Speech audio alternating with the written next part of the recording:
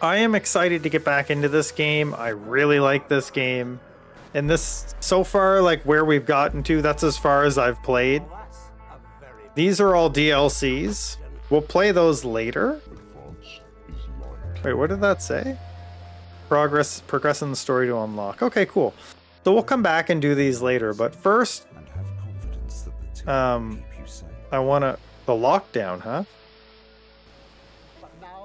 But first, I just want to do a normal run first. This must be when COVID hits and they all get locked down based on these pictures and video.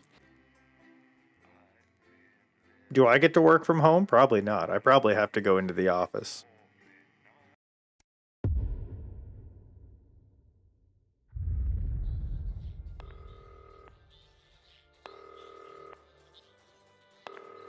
Alex, oh thank God you're alive. It's Jenny, the floor manager. Are you okay? Alex, you need to get it together. Look at the broadcast screen. Just look at it. That's all we've been putting on since you went down. You have to fix it, now. Look left, Alex, out the window. Yeah. See? Oh. All over it, little bastards. You're going to need a full charge to clear that many off. Hold down the big button until it's fully charged. Then release it to zap the little things. Excellent, Alex. I don't understand how I got here. Must have built up while you were napping. Usually it only takes a tap on the button to clear one. Look, there's a lone one climbing now. Zap it off before it starts to mess up the signal again. This better not become like a full-on mechanic. That seems to be the last of them. For now. Right. We're about a minute out. Get the adverts loaded up. Hold on. Like, that seems like it just jumped somewhere weird. My pet idiot? You'll hear them What? climbing up the tower. Also, why did I... Let them build up. In a few moments, we'll be going live to the National Nightly News. But before that, let's take a look at what's coming up later on. This has no credibility, Jenny. On Channel 1 at 7 o'clock. No professionalism. What's wrong with this picture? And It's not a mess. Everything is where Wait, it should be. it's broken. ramshackle and characterful, and I expect you to know the difference. That's followed at 8 p.m. by a Of course, Megan's place looked lovely, but I can't see it, can I? Thanks, Jenny. How's lock-in with the boyfriend going? Outside. Decided to take his chances on the wild streets, eh? Rather than endure another romantic comedy. We'll put that there. Both reflections, and we'll go with internal use only. Wait. She's not talking to you. Yes, I know, I can hear her. Yeah, it's probably fine. Count us in. Make it so. Okay, 10 seconds. Break a leg, everyone. Preferably a furry one. It's the National Weather Report. 5, 4, But now, 3, it's time to join Jeremy Donaldson. for the Good National evening, Nightly I'm News. Jeremy Donaldson. and I'm Megan Wolf. Our main stories tonight. Snugglepups? It's been almost 5 weeks since all the Mrs. Snugglehugs toys woke up simultaneously in factories worldwide and began searching for their husbands. Oh. Mr. Snugglehugs we had so short-sightedly destroyed. And now, as this photograph suggests, they may be changing tactics. Built to surprisingly traditional gender stereotypes, the Mrs. Snugglehugs have been arming themselves with a variety of household implements. All the more reason to make sure that cat flap is taped up good and tight. Armed Okay. with blunt weapons, the Mrs. Snugglehugs are only ankle height and therefore able to be kicked away easily by young, healthy individuals. They do, however, pose a particular risk Uh-oh. to the elderly or those with pre-existing medical conditions like fatal bruise syndrome. Going stir crazy, with no signs of Mrs. Snugglehugs' batteries running out, and the government lockdown now in its 31st day, domestic relationships across the country are taking some unexpected turns. Dramatic reports are beginning to emerge of uncharacteristically bold behavior in homes across the country. And we're not talking about the model planes that occupy so much time in the Donaldson household. In response to a nationwide lack of toilet paper, which was, of course, raided by the Mrs. Snugglehugs to construct their vast hives, many of the nation's adults have turned to a more childish solution, or at least that's their excuse. Locked and loaded. Shin calligraphy, Johnny Hamsleeves. Okay. Taking his own unique approach to being locked in. Since checking into rehab, not much has been heard from the former role model, but this latest photo leaked by another resident today seems to confirm that all might not be well at Gentle Touches. Poor old Johnny seems to be back to his old ways, taking what looks like to me the electrifying mixture of zap, crackle, fizz and buzz, or as I call it, There you go. Thursday. Shape of things to come, In their own version of a lockdown for more than 45 years now, the descendants of Doctors David Wong and Ingrid Sporsborgen Horgensford and their unfortunate team today managed to get a personal statement to the surface using flagellized imaging equipment. Many of the Sporsborgen Horgensbrood, as they've come to be known, have certainly captured the public imagination, with a recent vote naming Helvetica Sporsborgen Wongensford the most likely to survive a massive electric shock. I'm Sporsborgen Wongensford here with another pointless message that no one will ever see. Okay. We've been down here so long now, and you never communicate. What's happening up there? Have you all fucked off into space? Like proper space? Like ladies?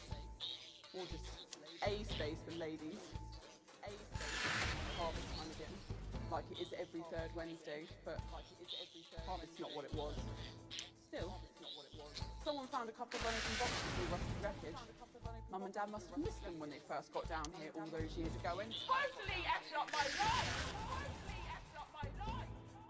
Kids' toys, apparently. Mr. Snufflehog or something? Helvetica's trying to get them switched on. Apparently there's still life in the batteries even after 30 years. Okay. Topsiders are amazing. It's hard to believe they've been down there so long now. But everyone knows time moves differently underwater, Jeremy. That's why baths take so long. That's right. And as anyone will tell you, the deeper the bath, The quicker the relativistic forces of temporal causality will have a measurable Oh, God. effect upon the fixed dimensional parameters of your environment. Okay. Yes, I've said that many times. Papers, please. With the lockdown becoming ever more rigorously enforced, having a passport is becoming increasingly important, Alex. The government caused controversy today by announcing a fresh charge of passport fraud with an imaginative form of punishment for those found guilty of this brand new but incredibly serious crime. In what's being called a draconian measure, the government has reinstated the ancient right of trial by custard. Just like in the old days, if you float, Trial by you're executed on custard. the spot. But if you sink, well, you'll go well with profiteroles, Jeremy. And Advance speaks out. With the snuggle struggle proving a test to governments around the world, Advance HQ released a curious What do we got? statement this afternoon. In the accompanying release, they asked us to stress that they have been listening and that this should be taken as a response to how the people really feel. We've certainly done our bit on this show to contribute to the political climate. But let's not forget, how we behave in our home lives is what really matters. Let's hope it's not just me who filled out that questionnaire, Jeremy, or we're all in trouble. Let's play that statement. Evening. Apparently, we need to have a chat about playing by the rules. So, the other night I were at my local park for research purposes, and there were a bunch of lads having a kickabout without a care in the world. And not only did they refuse to let me join in, they wouldn't even let me have a swig of their white stripe. Laughing and joking they were, like there weren't a national crisis on, until one of them little pink demons followed them home and kicked the shit out of their nan. So, I've got two things to say to you young, fit folk. One, stay at home. It's not for you. It's to protect your Aunt Mabel and Bill next door. And two, always share your booze with your Prime Minister. As my old man used to say, there's only two types. Then we will help you across the road with the shopping, and then we will kick you in the fanny and nick your macaroni. So don't be a pasta snatcher. Stay at home. Have a brandy. And it'll be all over before you know it. Thank you. There we go. Mr. Ridiculous stuff. Later tonight, Jeremy will be probing heartthrob reporter Patrick Bannon, while I take a deep dive into some controversial opinions with two familiar faces. And then, in our third segment, and presumably because our editor is also working from home, there's going to be a bloody quiz. I can't wait. Don't do that. And in a moment, Jeremy Grumpelson and I will be asking controversial CEO Sophia Remington where it all went wrong. And circuit scientist Dr. Delia Lywell will be joining us, Okay. presumably to provide a bit of false hope. Maybe she'll tell you how you're going to die, Jeremy. Too late. I'm certain it happened months ago. That's all coming up on tonight's National Nightly News.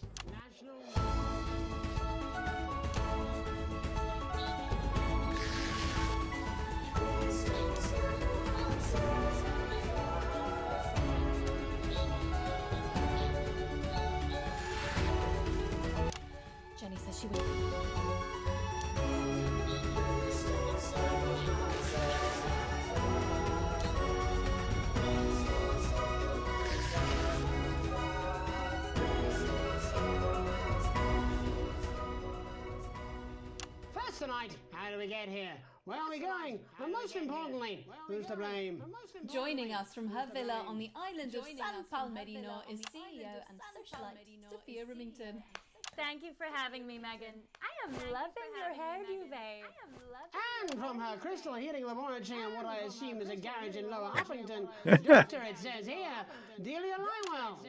Thank you for inviting us on your show. Us? Don't. Miss Remington, your toys are rampaging across the developed world, your company is worth less than my annual salary, and your country's president recently called you a national disgrace. Have you taken your eye off the ball? Oh, honey, you're so cute when you're angry. The thing with you folks over there is you have an island mentality. You can't see the bigger picture. So, what is the bigger picture? The bigger picture is lithium batteries. Our toys have been running for upwards of 71 days now with no signs of them slowing down whatsoever. Imagine what that means for the future. It means we don't know when the hell this lockdown's going to end, doesn't it? You don't seriously believe Remington's fist can survive this? Lithium batteries are gonna change everything, tiny ogre. They're gonna power our new transport system, make technology portable. Hell, this might even take us into space. But how can you make them with everyone at home? Oh, don't you worry about that. Thanks to the work of thousands of tiny hands, they're already pouring into the production line. Times are good for Remington's fist. But surely you have no future. Excuse me, hello, yes, if we might. This is our area of expertise. Oh What, God. nothing natural economics? Future, Mr. Donaldson, to which we are all connected. Yeah, okay, I'll bite. Why not? There's clearly nothing better to do. So, what does your scientific process tell you about the future of Sophia Remington, Doctor? We see her on a balcony. Foreign soil, but not foreign land. An age will pass. Fascinating. Wasn't it just? Delia, you are amazing. We have to fly you out here to the island to do that for my guests. They're gonna love you. Unfortunately, all flights are grounded because of your tiny, deadly stowaways. Not all flights, honey. Dee, call me. And you, Maggie. The more the merrier. Bring your swimwear. Miss Remington, you seem completely ignorant to the seriousness of the situation. Do you take any responsibility at all for the global crisis? Careful! It's a trap. It's not a trap. Why are you helping her? She seems fun. You bet your ass I'm fun. Please answer my question, Miss Remington. Listen, are lithium batteries the most incredible Oh, invention boy. the world has ever seen? Probably yes.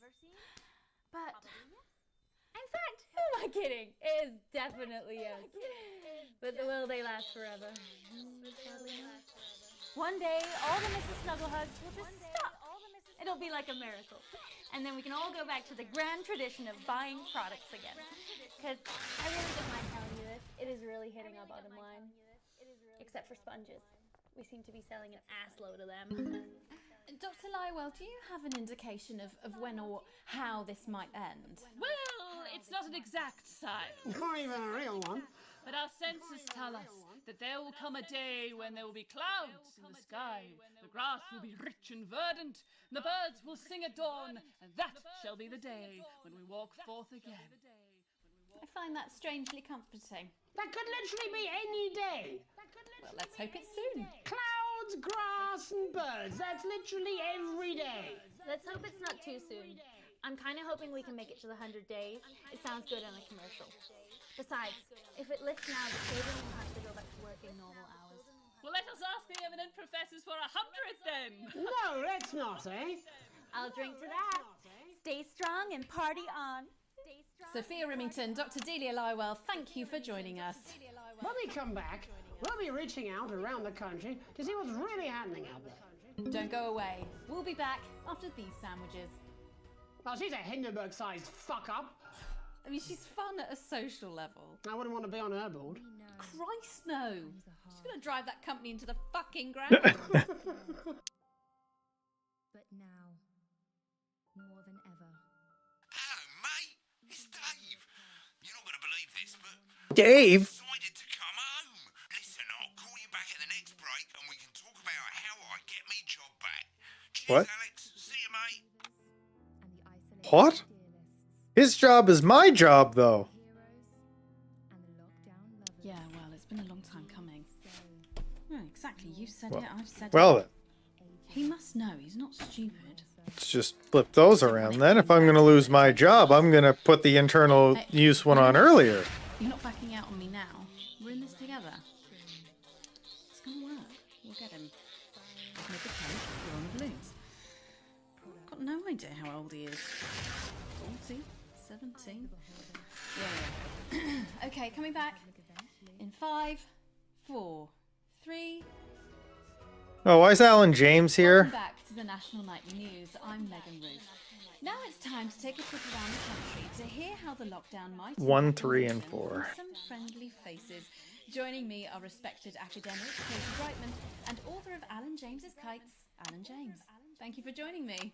It's a pleasure. Thanks for having me, Megan. Thanks, Megan. It really is a pleasure, Katie. I enjoyed our little heated encounter. I wish I could say the same. So first off, Katie, how are you coping? I'm holding up okay. The lockdown directive was so sudden that, like many people, I haven't been able to get home. Oh no, what happened? I was staying at a hotel after an international policy convention, and we had a particularly heavy night out. You know what economists are like. Notoriously hate splitting the bill. And I overslept, and as you can imagine, I've been here ever since. But there are certainly people much worse off than me. Exactly. My tour has been cancelled indefinitely, and I've had to refund Oh, every single ticket. that sucks. Oh, Alan, I'm so sorry to hear that. Yeah. People are being quite rude about it. They don't seem to realise I've already spent it filling the beach house with beef. The crisis claims yet another victim. So, this is just a reminder that my book, Alan James's Reich, is now available in paperback. Unbelievable. What was that? You're unbelievable.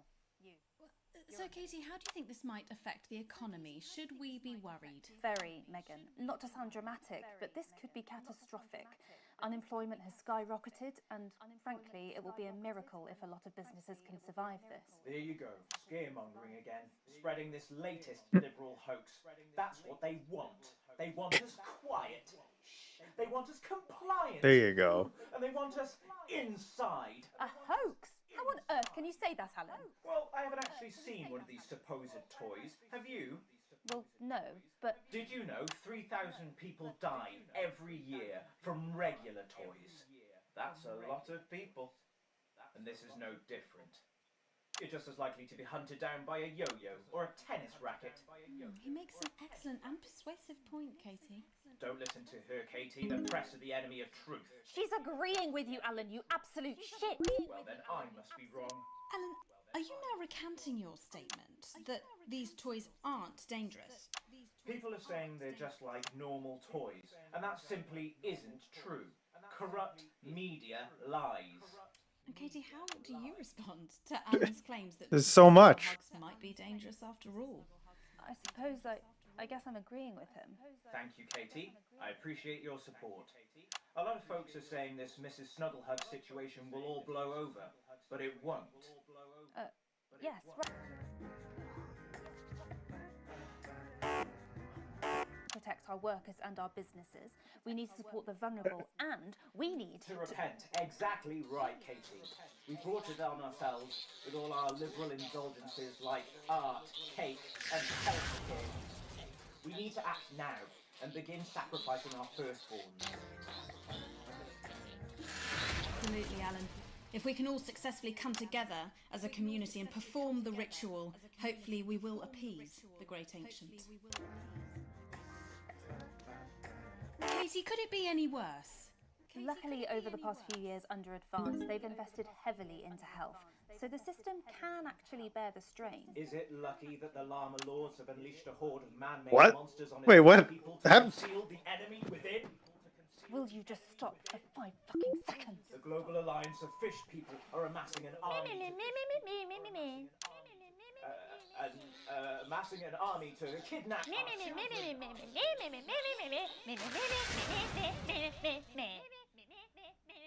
That's you. That's what you sound like. That's you. That's what you sound like. But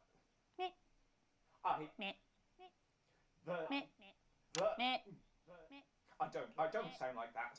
Yes, you do. You do, Alan. You do sound like that. And that's why no one wants to be your friend. I've got loads of friends. No, you haven't. I don't think you do, Ellen. Yeah, stop lying, Alan. I'm not lying. You are. Oh, good one. Oh, good one. Well, I'm telling. Alan James, Katie Brightman, thank you for joining me. Some real food for thought there from two of the territory's leading minds. Any moment now, I'll be heading over to Jeremy, who is going to be bringing us an up-to-the-minute report of the status of the nation. Over to you, Jeremy. Thank you for what I'm sure was a reasonable debate which really contributed to the national conversation. Next, out on the streets, someone who's always doing exactly that. It's Patrick Bannon. Are you there, Patrick? Hello, Jeremy. Yes, hello, I'm here. I'm here live. Apologies for the quality of the broadcast today. Couldn't find any cameramen or women brave enough to come and join me, so I'm out here on my own. Right, and can you tell us what it's like out there? Yep, I can. It's as you can see behind me, the streets are currently completely deserted. So my question, Jeremy, is just how long? I mean, could there be danger lurking just around the corner, waiting to end the fledgling career of this young, promising journalist, before his full potential is even realised? Will he die, underappreciated by management, and frankly, if you ask me, very, very much underpaid? I don't think there's any danger of that, Patrick. What's that on your jacket there? Well, that's actually a sponge. What I've done here is made a snuggle-proof jacket, Jeremy.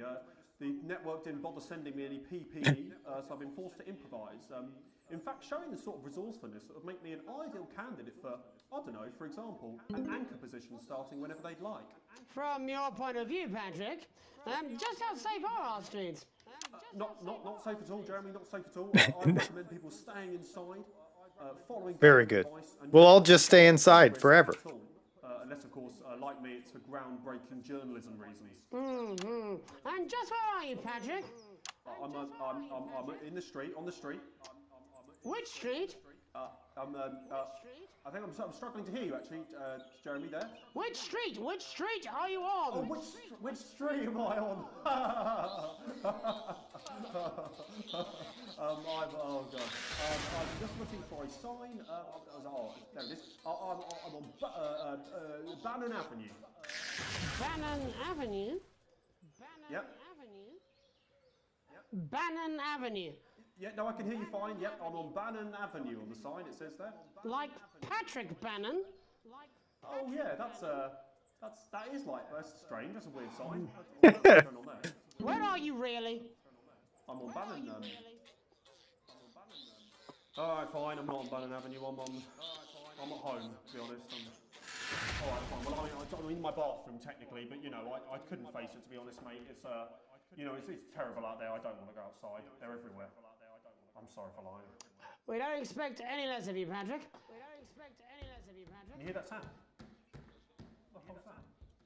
I can, yes. I'm no expert, Patrick, but it sounds unmistakably like a tiny fist tapping on your door there. Oh, fuck, it does. Oh, fuck, Jeremy, shit, no! Oh, bollocks. Perhaps there's a small queue of tiny fists, each wielding a different gendered household implement, ready to bash in the heads of lying little roving reporters. But you're lying, aren't you? Oh, shit, fucking, listen to me, you bastards! If you're out there, just piss off, you little fucking snuggle fucks! I'm too talented to die! Oh, too talented! What the fucking hell? Okay, it's fine. Oh, God. Don't worry, Patrick. I'd say you've got a few seconds before they break their way in there and finish you off.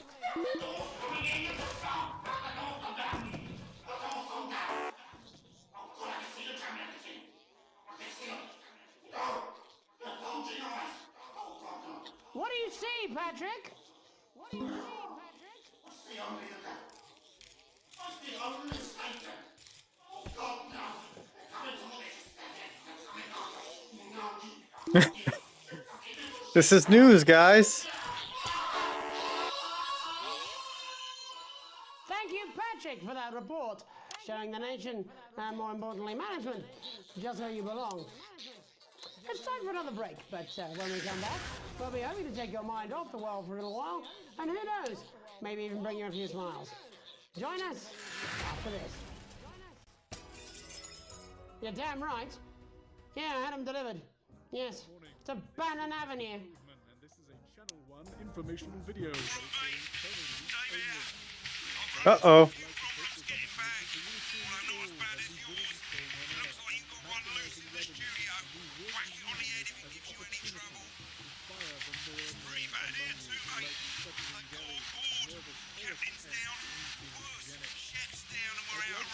Uh-oh.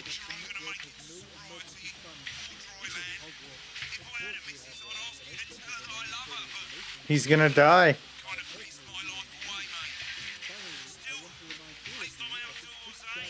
Must follow during this crisis. Stay calm, for God's sake. Panicking makes you less productive, and that makes Bozeman sad. Protect network equipment at all costs. We have literally hundreds of employees, but our budget is limited. We ask you to do the right thing and value our property over your personal safety. If you're working from home, please refrain from taking meetings on the toilet. Even if you're not going, we can still tell from the way your voice is all echoing. A reminder, the dress code is still in force. I can hear a tie on a conference call like a baby in a vacuum cleaner. What? And finally, Wait, what? Remember, How'd that get there? the public are scared. They want information. They'll consume anything we tell them. So let's not waste time on fact-checking or integrity. Oh. There's money to be made and Papa wants a taste. Bozeman out. Welcome back to the National Nightly. Well, welcome back anyway. We know isolation isn't easy, so finally tonight we have something a bit different for you. Even Oh, though boy. some people felt it's not our job to entertain the public with absolute nonsense, other, more important people overruled those people. So it's time to find out who will National Nightly win and who will National Nightly lose. National Nightly, National Nightly, National Nightly lose. So, how do we play? Well, about playing, it's Tommy Harris. Hello, Tommy. All right, Johnny. It's good to see ya. And how are you finding the lockdown, Tommy? What do you mean lockdown? The enforced isolation of everyone in the country. Ah, yeah. I think I heard about that actually. Yeah. You're in bed, Tommy. Yeah. You called during nap time, so. Of course, that's my fault. So, why don't you tell us how the game? Why is everything all out of It's sync? pretty simple, Jeremy. You sausage. I'm gonna ask contestants from around the territory 3 questions about what else? Yours truly. And those people are going to get a chance to win a very special prize. And what are they playing for, Tommy? Drum roll, please. Oh, it's because I did this. Thank you. This. What is that? It's my athletic support, Jeremy. Oh. But I've signed it, so. Oh, well then, what a fantastic prize. Have we got anybody waiting to win this once-in-a-lifetime prize? This is a bad edit. I believe we have Angie on the line. How do you feel about winning this man's old pants, Angie? I've never been so excited, Jeremy. And can I just say, I love you. Both of you. Well, you've said it now, haven't you? Oh, Angie, I love you. In a way. Tell us about yourself, Angie. Well, what can I say? My name is Angie. Always has been. I'm a human woman, and my dental hygiene has What? been described as acceptable. Brilliant! Right, well, shall we get this shambles underway? Absolutely, John. Can I This get is great. 30 seconds on the clock, please? We haven't got a clock. Yeah, I did ask for a clock. So, Well, why don't you start, and I'll stop you when it inevitably becomes unbearable to watch. I love it. All right, here we go. Time starts now. Question 1. When is my birthday? The 13th of August at 7:19 a.m. That is absolutely correct. Question 2. What? I said, what is my favourite colour? Crushed praline 4. Correct, the colour of my nipples. And finally, Angie dear, what is my star sign? That's a trick question. You were born outside of the human understanding of the cosmos. Unbelievable, that is correct. Stop the clock. Wow, that really was tough to watch. How did you do, Tommy? Well, Angie, my love, you got every single question right. Which of course means you lose and win absolutely nothing. Thanks for playing, Angie. Bye. Do we have another contestant on the line at Jellybean? We do indeed. We should have Sonia Artleach. Are you there, Sonia? Of course I am, Jamie, darling. What? Thank you for being... Oh, there you are, Tommy. Mwah. Let me guess, you work in theatre, don't you? Is it that obvious? What gave it away? Was it the glamour or poise? It certainly wasn't your inherent sense of humility. Tell us about yourself. No, he's not 3, he's 2. You must play this game. I am a theatrical agent. I represent the likes of Rudy Beefman, Samuel Coffee Cup, and Jodie Carpetburn, amongst others. And how's the lockdown affected you, Sonia? Well, they may have closed the theatres, shut the studios, and boarded the cinemas, but they won't get me that easily. How are you managing without any work? Due to a savvy clause in all of my artist contracts, I am able to claim my 15% from their unemployment benefit. Wow, that certainly is sharp. Standard stuff, standard stuff. And can I ask, where are you speaking to us from? Well, I work from home, you know, to keep costs down. And who's this? Oh, well, you know, when they gave the order, I was actually mid-meeting with a client, so we've been isolated together. No fucking way! What the fucking fuck? Is that Tommy Harris? I'm a huge fan. Can I just tell you how bloody brilliant you are? Actually, Jeff, we're about to play a game, aren't we, Tommy? We got time, Well, if it's not too bold, I think I am in love with you, Mr. Harris. No, it's not too bold. That's all right, don't worry. Hey, I'd love to show you some of my stuff. I've been working on some new shit. Well, at least you're already aware. During lockdown, we've been workshopping some of Jeff's ideas for much younger children, haven't we? People still let you near their children, do they? Yeah, that's right. Yeah. I've been developing some shows for younger children. Well, we'd love to see it, wouldn't we, Gerbil? Absolutely dying to. Right, so, what do kids love? Timely child support payments from their absent fathers. Shallow and overproduced musical numbers? That's right. Animals! So, I'm trying to address the things that kids need to know, but through a medium that they'll understand. Do you understand? I think so, yes. Jeff's one of my best clients, aren't you? I am, yeah. So, the first one we've been working on is called The King of the Jungle's Mortgage Repayments. It's about a lion who's having problems with his interest rates. I see. Does he have a broker? He does, yes. He's a porcupine. How did you know that? Well, your work is universal, darling. It speaks to people. I'm going to say something to you, mate. I think you're onto something here. Oh, the bear, Oh, do yes, bear. right. This one is much better. So, this one tells the tale of Mr. Bear. Now, Mr. Bear is a very sad bear, because all of the other bears don't think that he'll amount to much, and they tell him that his plays are lazy and derivative. I think you're onto something there. Now, Mr. Bear is a tragic figure. Picture this. He's at his lowest ebb. The trees are closing in. He can't even face his salmon, can he? But then he meets someone that will change his life forever. This is fucking gripping. That's right. He meets a wise, old octopus who takes him under his wing and says, "No, Mr. Bear, don't be sad. You're not like all the other bears. You have this ambition and these dreams." Such fucking dreams. I think I love you, Jeff. And what you need to do, Mr. Bear, says the octopus, probably doing an 8-armed gesture or something. What you need to do to find happiness in this crazy old forest is you need to set yourself more realistic goals. It's called Mr. Bear Lowers His Expectations. Wow, you really have taken yourself to new depths. And what do you want children to take away from this? Oh, fuck shit, fuck. What? I said a more realistic worldview. Are you all right, Jamboree? It's Jeffrey. My name is Jeffrey Donington. No, stop. How does it end? We need to know how it ends. Well, all the animals learn a thing or two about inevitable mediocrity.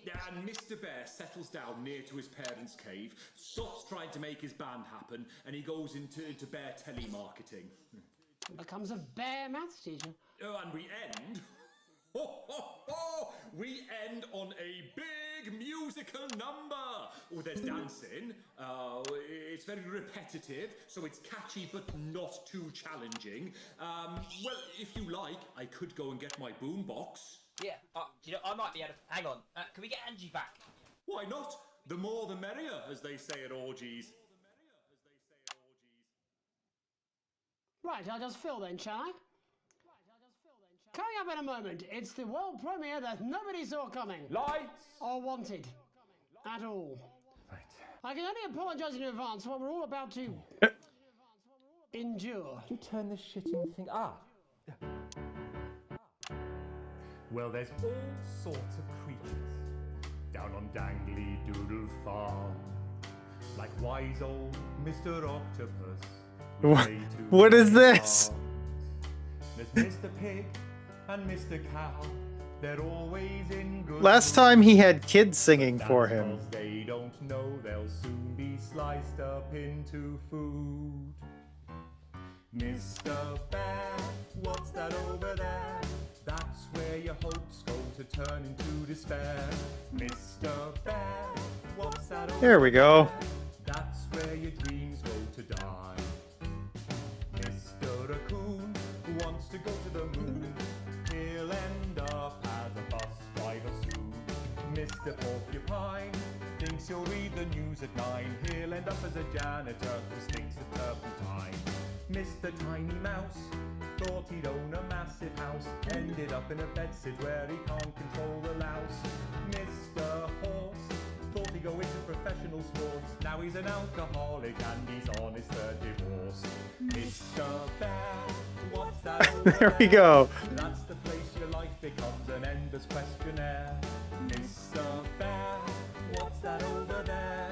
That's where your hopes go to die. Lower your expectations. Maybe you could get a job in telecommunications. No matter how you try, you'll never reach the League of Nations.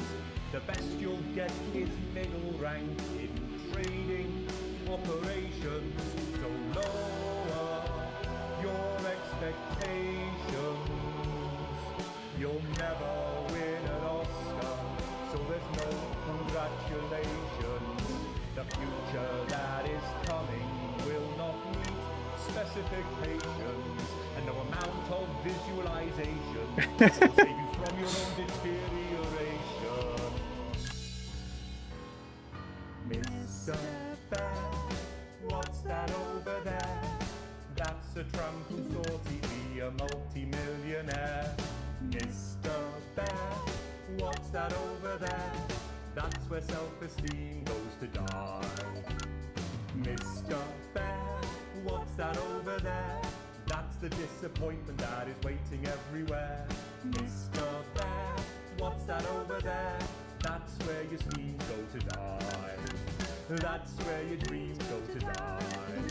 That's where dreams go to die. That seems to have pretty much run its course. That's all we have time for tonight. But before we go, That's an amazing edit, right? thought, and by you, I actually mean you, Alex. Oh. In the broadcast room, Okay. making sure we all look our best and keeping the signal strong and the language mild. And Alex is damn good at it. Alex is our invisible foundations. You at home can't see them, but they're always there, keeping us afloat. Why is he making me feel Of course, good? we can see you, Alex. I saw you the other day in the corridor. Do you remember? What? I tried to catch your eye, but I think you must have been deep in thought because you just sort of walked past me like I wasn't there. Oh, okay. I try and sit in your eye line in the canteen some days. Oh. Every day. Am I getting like a whole minute of this? Oh no, it's wrong. I know you're married. Yeah, this is on Done air. some digging. I found out about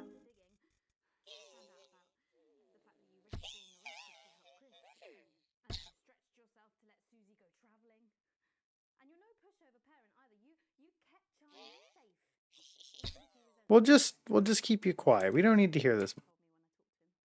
wore a disguise. And I spoke like this so he wouldn't recognize me famously. I'm not crazy. I don't need to think I would ever do anything to hurt Charlie or Susan. Sam's lucky. She's turned something off at the plug, Alex. Lucky to have you, Alex, but... If something happened, could you...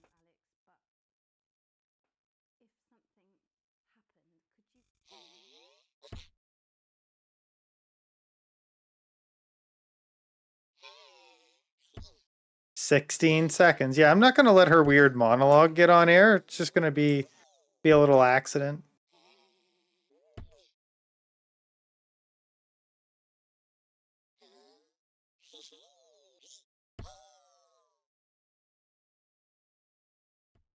There we go. Job's done. Your children are our future.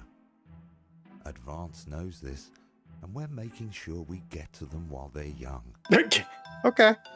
Fair. The Okay. Advance Go-Getters initiative will put your children in the picture. Okay. With subtle brainwashing delivered in potentially hazardous environments. Oh. And when they talk about what's happening at home, we'll be listening and taking notes. You wouldn't let your children... What do you mean wake up? Oh, wait. Whoa. There's a whole bunch of them. No. No. No, it's not. No. No. And eventual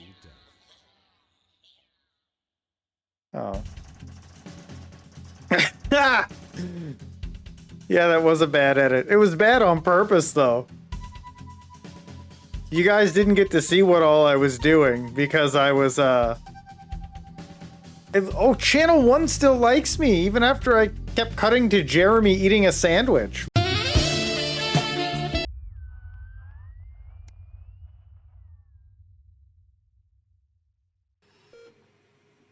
Okay. We're just gonna... Oh, that's how that goes, huh? We need to turn off studio mode. There we go. Okay. Rhythmic beeping of the heart monitor brings you slowly back to consciousness. Opening your eyes, you're greeted with a semicircle of concerned faces. Your family by your side, a reassuring familiar sight in these new surroundings. You blink a few times to clear the sleep from your eyes and bring everyone into focus. You feel a hand on yours, gentle but reassuring. Sam, there with you as always. Their expression, understandably concerned, is somehow more affectionate than ever. We knew you'd be okay. Never doubted it for a second. And if I ever see that Bozeman... You squeeze their hand back and attempt to wink. The worry lines on Sam's forehead fade a bit. Lord knows you've both got enough to be anxious about without your health being thrown into the mix. With a final smile at them, you turn to the rest of your family. Just as you feel Susie's absence, you notice Charlie fidgeting, clearly trying not to look worried. As soon as you turn to look at him, you can see Charlie tense up. His concern clear in his face. So you're definitely good, right? He asks, quickly looking away.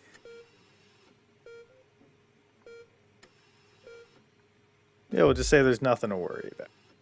Charlie looks at you and grins, one of those infectious smiles that spreads around the room. It's always good to have him in your corner.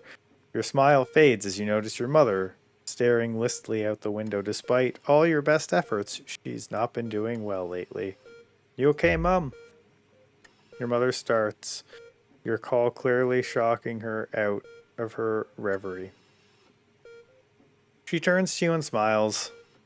Yes, dear, of course. How are you feeling? You smile and warmly nod. But before you can respond, a doctor bustles in and ushers everyone out. She asks you, for what feels like the 100th time, how you're feeling. Surprisingly well, all things considered. Excellent, there's no sign of any real damage, just a bit of shock to the old system. Pardon the pun. Not that we'd recommend you do anything like that again, of course. After a couple days of rest, you should feel right as rain. Never heard that one. She turns to leave, but stops at the door. Oh, and the private room in care. The doctor gestures to the room which you now notice looks rather expensive. Which you now notice looks rather expensive, has all been paid for by a Mr. Bozeman. He left those flowers and said not to worry, to take the rest of the week off work. He'll see you on Monday, apparently. Seems like the least he could do.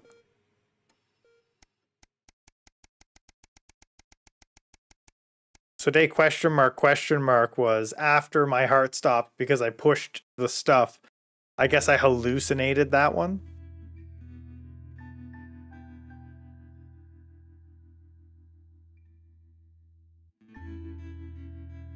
Okay, one sec, guys.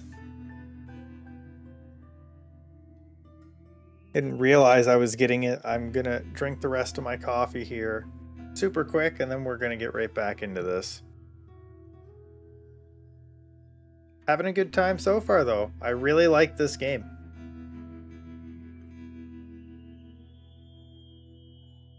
I want to get all of the endings. You come home from a particularly late shift to find the kitchen light still on, which normally isn't a good sign. Everyone's usually in bed by now. Softly opening the kitchen door, you find Sam at the table. Bills and papers strewn in front of them is what looks like to be their second pack of biscuits.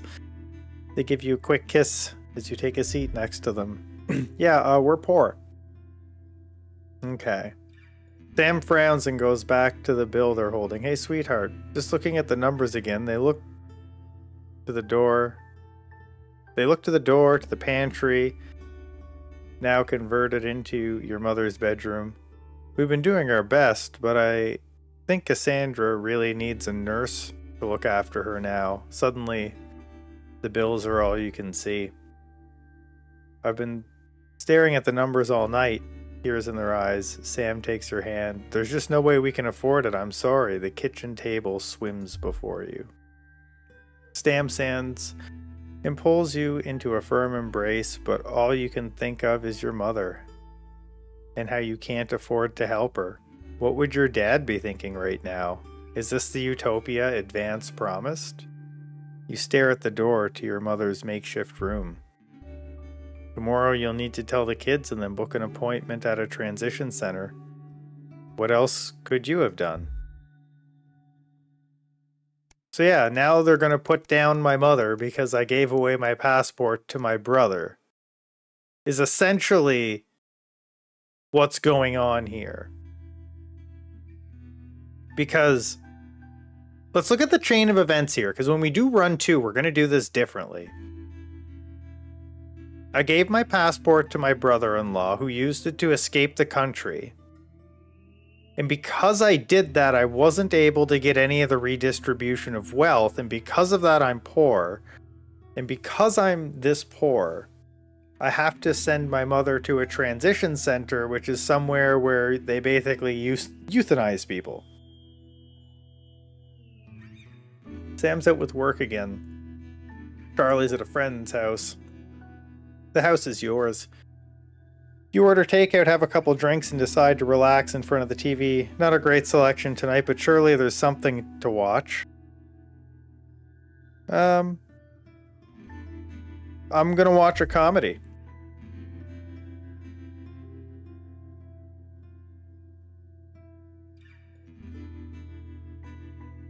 It's not that good. The joke about the kiln made me laugh, but nothing else. The rest of it was kind of garbage. There's something reflecting. Okay, let's go look at it. Wiping a tear from your eye, you spy something. You reach down. You pick it up, you remember the note Sam left for you. Hey, sweetheart, Charlie lost Susie's present. Would you mind looking for it tonight? As you hold it closer, you're surprised to find the gift is actually an engraved lighter for Chippy.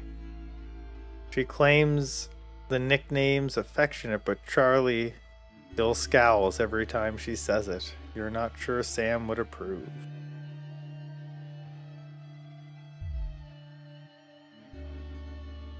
The accompanying note from Susie explains, Turkestan has a long tradition of glorifying the art of starting fires. Thought you'd like it. Don't do anything stupid, Suze. Hopefully it's just a souvenir and not a new pastime he's picked up. It's nice that she thought of him.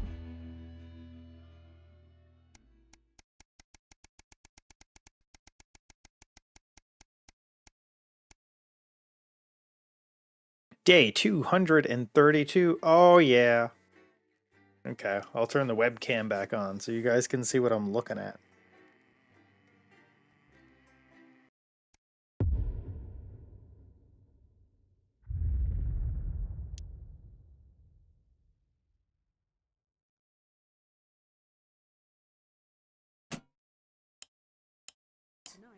You're fired. What for? Facial sabotage? Jenny? What? Problem? I want her fired today, now. Don't worry, Kath, it'll be alright. No, it won't be. Oh, we only get 2 VCRs now? Of optical destruction. Okay, so Crazy Niels is always up there. I mean it, Kath. Stay where you are, Kath. And moves. Jenny's decision, Jeremy. Or yours. It'll be alright, I'll talk to both. Oh, good. You can tell him I'll return his wife's casserole dish at our dinner next week. Jenny? I'm sorry, Kath, you're gonna have to leave. At 11:30, it's a double bill for popular transatlantic comedy. Man.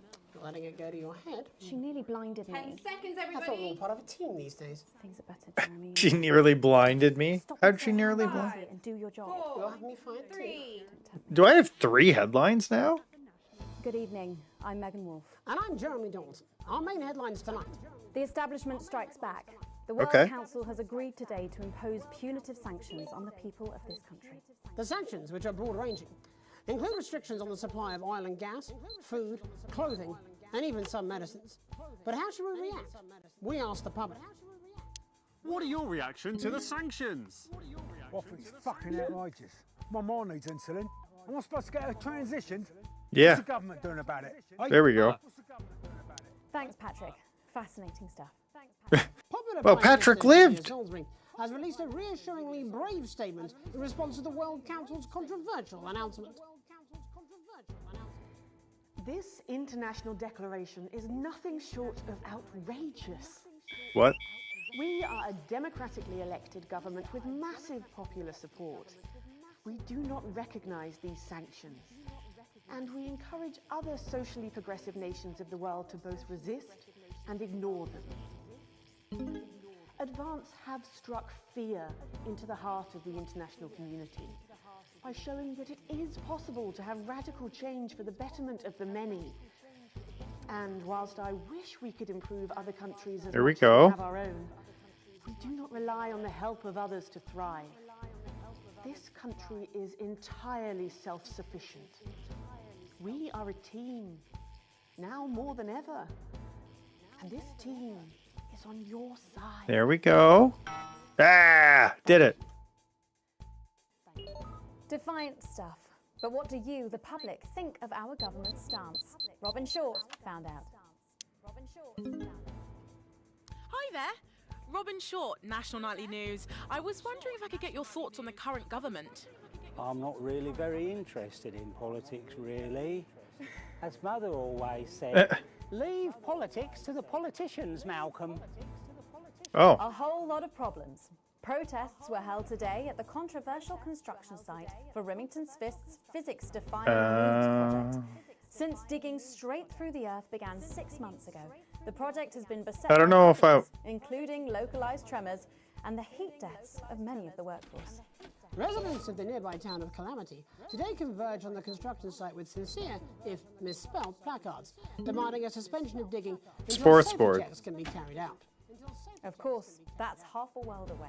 We already supported that lady once. I don't want to do it again. What's your opinion of the MOVES project? It's the stupidest thing I've ever heard. What's to stop it, right? Dropping out the other end and just falling forever. Gravity? No, it don't exist. Gravity? Oh, yeah. The delicate sound of thunder. A frightening start for commuters this morning, who were confronted by a somewhat sinister sight as they left their trains. Many travellers do we reported got being here? intimidated by the silent figures who stood motionless outside every major station in the capital. What are they doing? Radical extremist group Disrupt, who organised the show of strength, refused to comment on the meaning of the strange protest. Or to apologise to this presenter for making him drop his morning bagel in surprise. I don't get it. How do you feel about these somewhat radical extremists and their upsetting methods? Robin found out. What do they do? Do you have any feelings about Disrupt? It's all a bit noisy for me, really. They were As Mother silent. always said, leave the rebelling to the rebels, Malcolm. What? Feast or famine. Resourceful doctors David Wong and Ingrid Swansborg and Horgansford today announced their first successful harvest in Dante's taint. Although they can currently only grow a few fungal strains, the scientists seem to be staying positive, as the following picture shows. The undauntable scientists chose to try and survive in the cave system. Oh yeah, this is our good news story. Inches forward up here on dry land. Let's hope they like stroganoff. But with Advance planning to spend an eye-watering amount of public money on the rescue craft, we asked Patrick Bannon to find out what we should. I think we're happy about this one. This is our good news story. What are your thoughts on the costs of the rescue? Oh my God, Patrick Bannon, wash your mouth out with soap. You can't put a value on human life. You have to spend whatever it takes, because one day you might be trapped in an underwater cave system and you would want exactly the same. I don't think so, actually, because for legal reasons, we're actually not allowed within 31 yards of the coastline. Yeah. I am not a number. There you go. Applications finally opened today for the new Advanced Team membership cards, a scheme by the government to allow fast access to all the new public services being introduced daily. The team membership cards are entirely voluntary, but will be recognised as legal identification by all major organisations, including the police, banks, and, rightfully, pubs and bars. Go with And of this. course, there's no charge, Jeremy. It all seems too good to be true. Well, you've always been a cynic. But most importantly, what should you, the public, think about the new team membership cards? Team membership This guy again. I don't really join things as a rule. As Mother always said, membership is mostly for unmentionables, Malcolm. What? And finally tonight, game of two halves. Fresh out of rehab, repentant celebrity sportsman Johnny Handsleeves is promising to turn over. Oh, what's he gonna do? In a surprisingly energetic appearance on the Whitney No, we Show don't like show that. this morning, We Johnny hate this showed guy. everyone he's certainly full of life and raring to go. We hate this guy. I doubt they'll survive the frenzy. But what should we think of this exuberant behaviour? Patrick?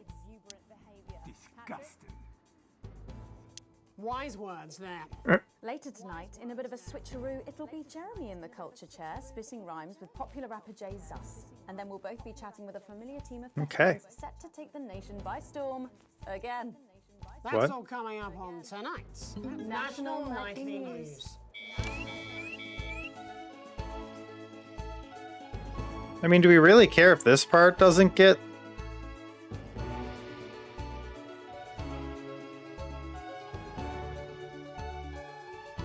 Oh my god. We gotta update some of this, like, hardware, guys. It's really bad today.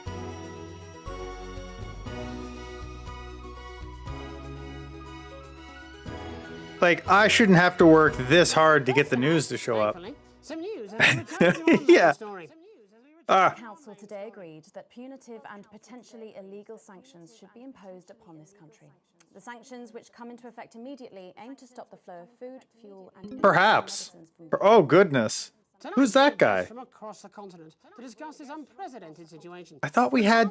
Peter Clement. Maybe it's a later story. Okay. Are you there, Peter? Yes, I can hear you, Jeremy. Thank you for having me. A momentous day, Prime Minister. Are you shaken? No, I don't scare that easy, I'm afraid, old son. And neither do the people of this country. Well, There we go. Ivan Vodovich, Foreign Minister of Urkistan. Ivan, thank you for being Urkistan. Great pleasure. You, Megan Wolf, are like strongest guard of Labour camp who wake up inside body of crazy, expensive prostitute. What? In my country, you will be worshipped as a god. Okay. Minister, as one of those arguing most strongly for these sanctions, how do you feel about Advance's defiant stance? Vance is like man who think he have big career in movies land. When actually, he in dirty sanitarium. Okay. Screaming at mirror and holding tiny penis in hand. He's clearly not from Svenland, then. We have like some of the cleanest mental health facilities in the continent, yeah? And welcome to Svenland's Minister of Mojo, Björk. Svenland. I'm sorry, we don't appear to have your surname. It's just Björk, yeah. We don't use things like socially divisive surnames here, yeah. Minister? It's just Björk, yeah. Right, Björk. Your country spoke It's in just favour of Björk. France at the World Council today, but you were noticeably absent when it came to the actual vote. Well, what a surprise. The hippies didn't show up for the fight. Actually, that's quite racist, because if you must know, we were going to go to the whole, like, boat thing, yeah? But it's actually the Festival of Feuerland here at the moment. Oh. To honor the old generations. So, like, we all had to look our grandparents' Galicia whilst the boat was happening, and that's, like, a really, really time-consuming process, actually. You're like sissy man. You have this expression, Oh. sissy man. Is like man with tiny penis who like to wash more than once a week. Actually, that's quite homophobic, yeah, Oh, because... stop winding him up, Ivan. We're not back at the Grange now. Sorry, Jeremy. Ivan and I used to play golf back in my media days. Yeah, he always wins. Nothing gives him greater pleasure than grinding people's gears. The more publicly, the better. Peter, you're like man with tiny penis who think he have tiny penis, but actually he discovered that. Oh, could it be? Oh, his tiny penis. Ivan's just worried that when the rest of the world sees how well we're doing, they'll notice all that dosh that he's got squirreled away. Because that's what these sanctions are, Megan. They're the last pathetic gasp of an establishment in collapse.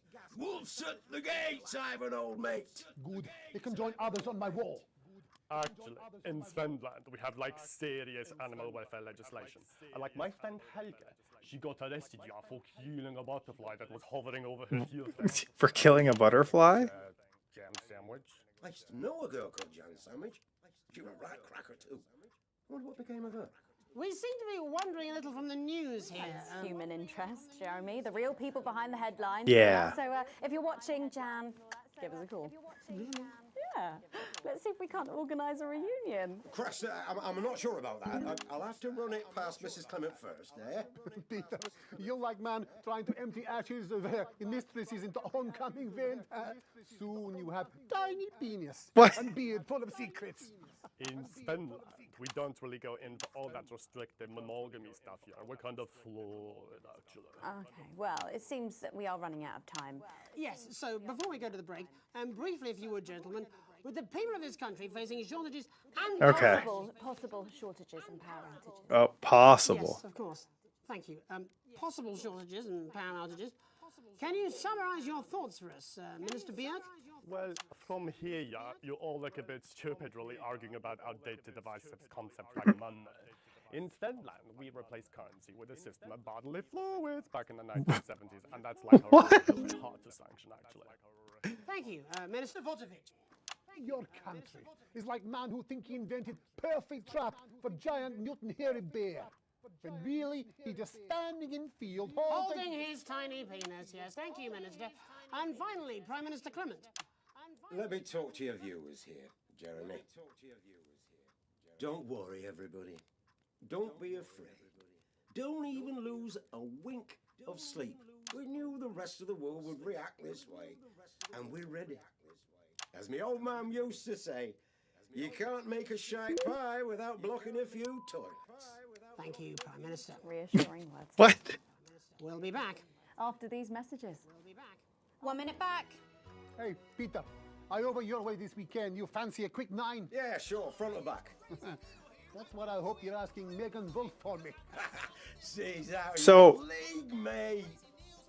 We need to pick a third advert.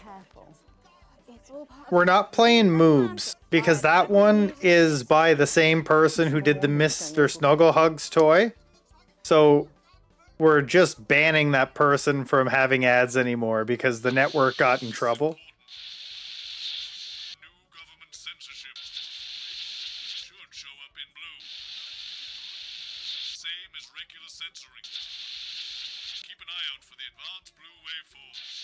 Okay. So when things are blue, yeah, I'm probably not going to do that because I use my ears more than my eyes for that. Crown Prince report. What? Meghan. This is Jeremy, and he'll be interviewing you. Yo, thanks for having me on your show, man. It's quite alright. Yo, just a quick one. You're not gonna ask me about the chimp, are you? Live in 10 seconds. See, put that get up on himself. I'm just saying. Going in 5. Megan must be the host then if Jeremy's interviewing. Welcome back. I'm Megan Wolf. Later, we have an exclusive first. What do you guys want? Do you guys want to watch the government stuff or acid stomach acid? Over to the culture spot with lovely old Jeremy Donaldson, who's joined by a very special guest. Jeremy. Thanks, Megan. I have the honour and privilege of being joined by hip-hop royalty. He's been called the son of the streets and the father of truth. Not sure how that works, but whatever. Let's welcome Jesus! Thanks, Jeremy. Yeah, it's a real honor to be here on your show, The News. You know, as a kid on the streets, I used to watch you through a window of the shop, so to be here right now is crazy. You've had quite the journey to be here today. Can you tell us about it? What do we got? Well, you know, I try not to, well, you know, the past is the past, and I don't like to dwell on it. I understand. But yeah, man, the streets is all I remember. Like, my mother donated me to a charity shop soon after I was born. Elderly lady took pity on me. You know, she let me sleep on a pile of crime fiction until I taught myself how to walk. Wow, that's quite the childhood. And she died tragically. Right there in my Oh. arms, man. You know, I remember a tear falling as she laid there next to the used homeware. And in that moment, I became a child of the streets. I was just 18 months old. What a tale. What a tale. You're known for your direct and honest lyrics. Was your style informed by your troubled past? Oh, like I said, I try not to talk about it. It's just it's just too hard. Of course. But my first album is about the story of the first 4 times I stole, so I wouldn't starve. A small group of infants came to see me as their de facto leader. What? They call me Mr. Cheese Slice. Anyway, we were like a family. So it would seem. Recently, you've been quite outspoken about the government. Yeah, fuck the government. Fuck a dog. Fuck Peter Clement. What is it that you object to so vehemently? Well, you know, they stole from us. They're taking our money and spending it, man. Redistributing it. Actually, homelessness has been all but eliminated in the last couple of months. So? Surely that's a cause close to your heart? Yeah, nah, of course, man, very much so. I just mean, like, why do I have to pay for it, you know? You don't. People have been rehoused on property seized from the historically wealthy. And that couldn't have been you, could it? But yeah, I worked hard to be here. I built this from nothing. And Yeah, so you wouldn't be affected? Would you say you worked harder than, say, a farmer or a care worker? I don't know. But if people are taking something from my music, choose to value it, buy it, who's to say I don't? And no one can take that away from me. Not even to help, say, vulnerable children? Mr. Cheese Slice. What is it you're trying to say? I just don't understand where you've placed yourself politically. I mean, is it ideological or is it tactical? Well, it's more of a Or maybe it's hereditary. Stop trying to tie me in knots with your words, Jeremy. I let the music speak for itself. And the people agree with me. Well, that remains to be seen. But you have given me a very easy segue out of a conversation that I promise you was much more painful for me than it was for you. So here he is with his hit song, Mrs. Ludlow's Tears. Oh no, I'm going to do something a little different. It's a new single I've been working on. Oh, so this is unapproved, is it? Yeah. You love it? Excellent. Don't worry, we've got a state-of-the-art censorship system. What's the worst that could happen? So Oh, yeah. No, it's just the new song. guy with a space bar. It's state of the art, all right. First, you're gonna pay. Oh, God. You're gonna pay back.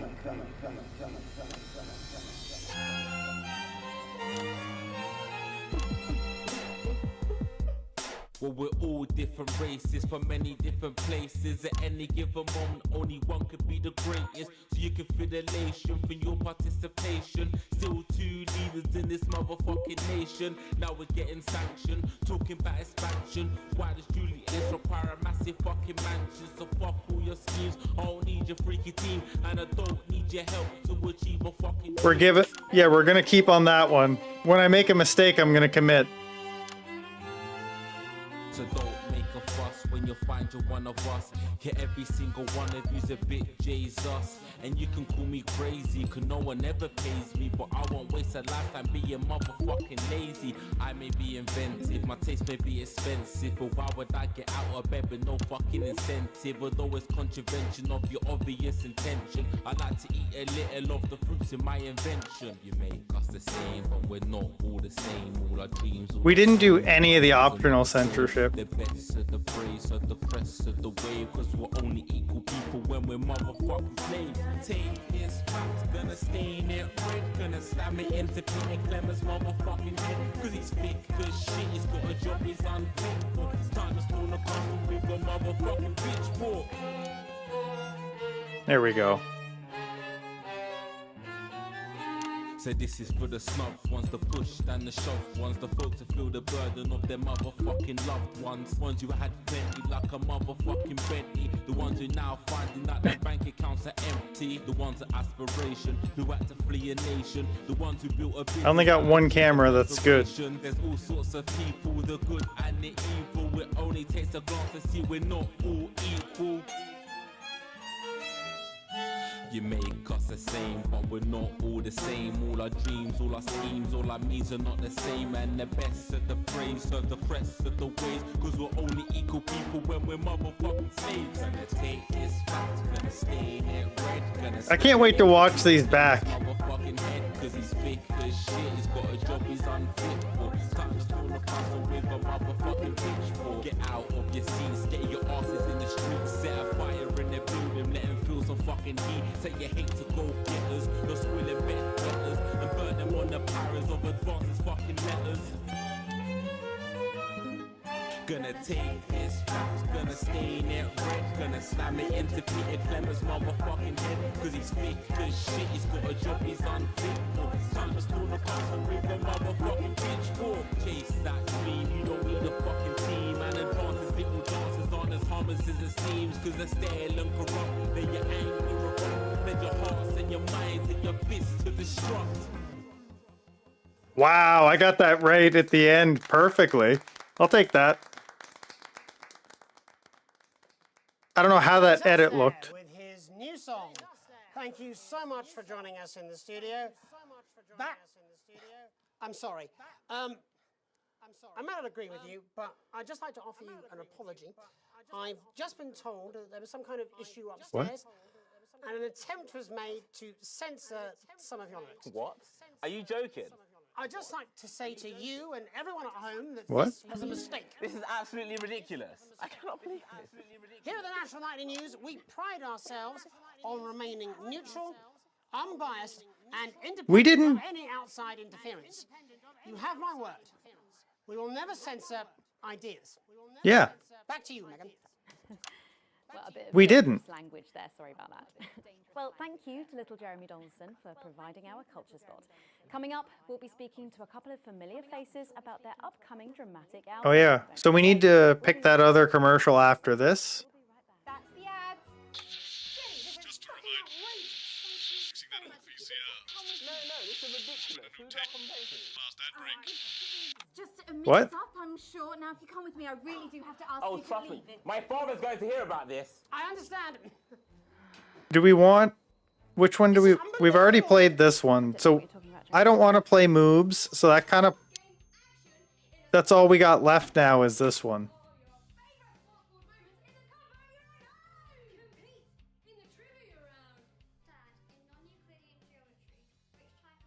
What? Sports board? This isn't sports board.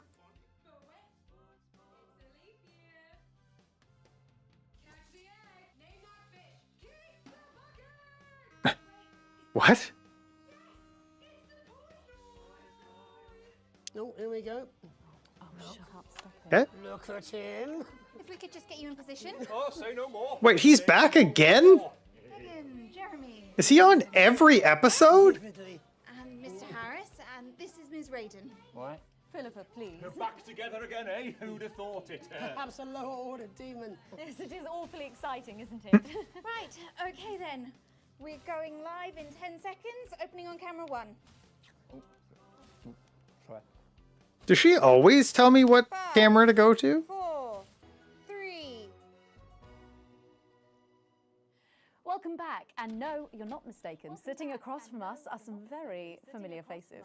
You really are too kind, Megan. It was only a yogurt commercial, but I'm still proud of it. Here to talk about his new show, we're joined by National Okay. Treasure Tommy Harris, the National Theatre's Philippa Raiden, and National Deficit Jeff Algebra. It's so lovely to have you all. Tommy, would you like to tell us about the show? You know what? I'd bloody love to. It's about me. It's about my life. And where did the idea come from? So, right, picture this. Their legs are kimbo. Let's hear it. Session, sweat is pouring out of me like an immense hog. And then Cindy comes in. She says, Pete's on the phone. That's Peter Clement, the Prime Minister. Yeah, Pete's actually a really good mate of mine. Oh, is he really? Yeah, no, he comes to training sometimes. He's actually a pretty good goal sweeper. Anyway, so, Pete, he says, Toby, he thinks my name's Toby, see? He says, how would you like... He doesn't even know his name. Spread your message of team spirit and cooperation across this fractured nation. How would you like There you go. to really make a difference in these desperate times? What? What did you say? Yeah, right, yeah. So, Jeff, the question on everyone's lips is, what in Yeah. God's name are you doing here? Well, after the success of my debut work and all the people that I've touched, I knew that I had a career in theatre. Yeah? I've always been an admirer of Tommy from afar. So when my manager phoned and said that I'd been offered the gig as director, I was ecstatic. Yeah, I bet. I whipped my trousers off and got straight to work. What? Why did you do that? I do all my best work with my trousers off. Yeah, I've been told that too. No, I wouldn't say so. Right, Tommy, sorry, would you just give us a sense of what the show is actually about? It's about how hard it's been for me and some of the struggles that I've Oh, faced. yeah. It, like, really get into the heart of how tough it is to be me. I call it Tommy Harris. Jesus, that was hard. Catchy. We actually have some clips of the process of the show. Would you mind telling us what's going on here? Yeah, so the show is built around Yeah. two things that are very important to me. It mixes scenes from my life as well as epic fantasy retellings of scenes from my life. But Dad, you promised you'd come to my graduation. What? I'm sorry, son. You're an embarrassment. But Dad, you promised you'd come to my graduation. Back, demon! Back to the hells! Wait. Philippa, what's it been like co-starring with Tommy Harris? I've always dreamed of treading the boards at medium-scale regional theatres, Megan. And for once, this show really gives me something to sink my teeth into. What's different about this show, then? Tommy, Mr. Harris's show really lets me show my tremendous range as an actor. I've always suffered from typecasting, forced to play the same tired characters in every god-awful yogurt advert or godforsaken soap opera or, God forbid, a pantomime. But, you know, this show has really let me just Girl with hat. go there. Jeff, the viewers at home will be dying to know exactly what is it that you bring to the show? Oh, good question. I think these guys would agree with me when I say that it's my steady hand on the tiller, my arm round the shoulder approach that's really brought the production from strength to strength. Absolutely right. Jeff's contributions are immeasurable. He was our rock. Can you give us a sneak peek of anything else that might be in the show? Yeah, all sorts, yeah. Yeah, we've got lots of exclusive first-hand experience. There we go. Of Tommy's time in the underground sports board scene. And some epic Yeah. fantasy retellings of Tommy's time in the underground sports board scene. What? What? It's even... And am I right in saying this was a officially commissioned by the government? Yeah, all paid for by the taxpayer, which, Wow. to be honest, was actually a lifesaver, really. Yeah, I think it's fair to say that without Advance's support, we'd have had to cut the finale. Which frankly would have been a travesty. God, Jesus Goodness, and you do this every night. Absolutely. It's a metaphor. For what? Death. And the public are footing the bill, are they? Too bloody right they are. Between the cost of my tour bus and the dry cleaning of my ties, I'm barely scraping a profit here. Amazing. And where can the folks at home come and see Oh this God, themselves? this is great. Performing all over the nation. And people can see it for absolutely free, all courtesy of Advance. Isn't that incredible, Jeremy? Yes, it's unbelievable. Well, thank you all so much for coming. Oh, Next time we see you, neato. no doubt you'll have taken our jobs. That's all we have time for tonight. Join us tomorrow when I'll be interviewing the world's most attractive horse. I'm Jeremy What? Donaldson. And I'm Megan Wolf. And from all of us here, have a peaceful night. What an odd episode. That's the ads. Let's get reset for tomorrow, please. Hey, we must stop bumping into each other like this, eh? Tired of dull and lifeless hair. Fed up of dry, brittle split ends. Yeah. Say hello to our seed gastrique. Uh-huh.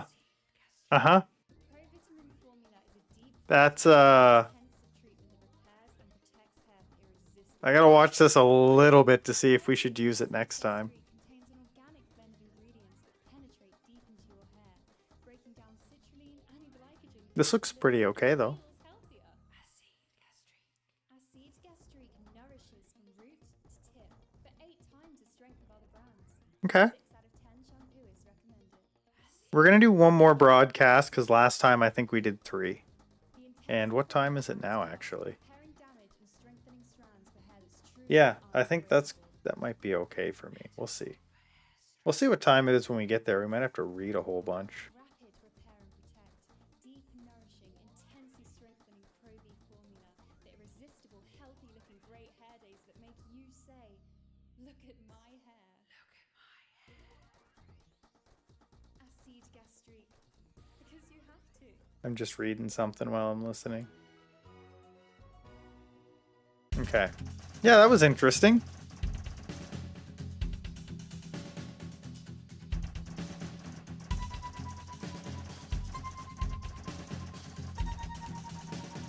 An exceedingly poor edit.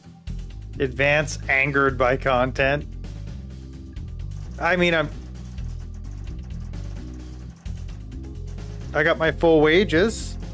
Okay, we're back to broke ass poor. Okay. We got to make sure that we keep these guys happy because we're going to piss this guy off.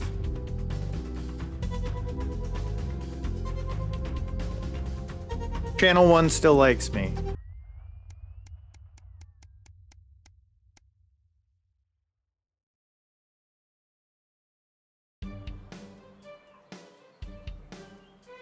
A lazy Sunday afternoon.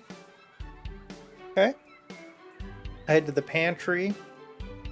It used to be my mother's room. Oh yeah. She's dead now. We don't... Okay. Charlie's back from the go-getters. I can hear him practically running to come and find me. He's got some big news. We listen. What is it? Ready? Charlie asks as you both nod. With a flourish, he reveals a new badge from his pocket. Ooh, as of today, I'm a first tier of Cohesion Cadets. Okay. There's way more stuff I'm going to be doing. Okay.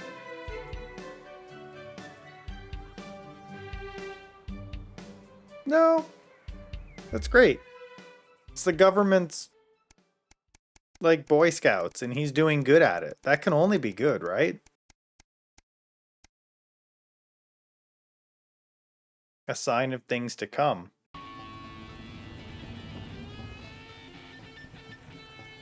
Oh, this isn't interesting. Okay. Shopping. Okay. You managed to get almost everything you need for the family. Okay. There's a queue to leave the car park. That's fine. As the final car in front of you drives off, you realize the queue is actually due to a checkpoint set up at an exit. A friendly-looking man in an advanced uniform, CCO emblazoned in a number of places, approaches your car. I roll down my window. Good evening! Nothing to worry about, just wondering if I can see your team membership card, please. Aren't these supposed to be voluntary? I don't have one. Oh, it's not a problem. We've got these forms right here, and we're happy to help you sign up. Okay. I thought these cards weren't required. Well, strictly speaking, they're not, but there's also loads of benefits. Okay, so he's gonna sell me one.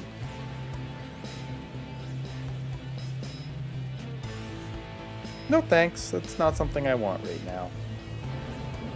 Okay, stern disapproval. Obviously I can't make you sign up, but I would strongly recommend you do so. And soon. We wouldn't want people to think that you had anything to hide now, would we? Oh, okay. Okay. He's writing something down. That's not good. Clearly, Advance are very keen on everyone joining the team. I mean, if they become required, I'm a law-abiding citizen. I'll get one, but I don't really think I need to go in on this, right?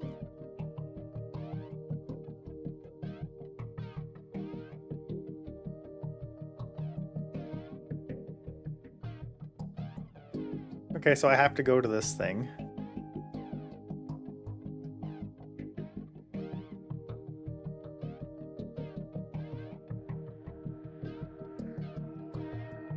Okay, well, I don't have any plans, so I'll go to the work thing. Last time it was date night and he wanted me to come work overtime.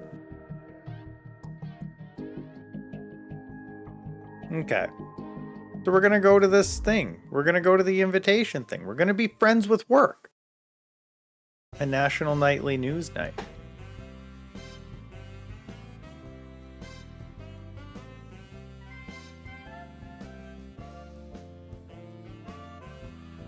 Oh, there's some military people at the door. Okay. I get patted down on my way into this thing? Okay. Armored security guards. This sounds normal. I'm Alex Winston. Okay, we go to our table. Okay, let's see. Clearly you're in Bozeman's good books. Okay, I must be, but I'm still broke-ass poor.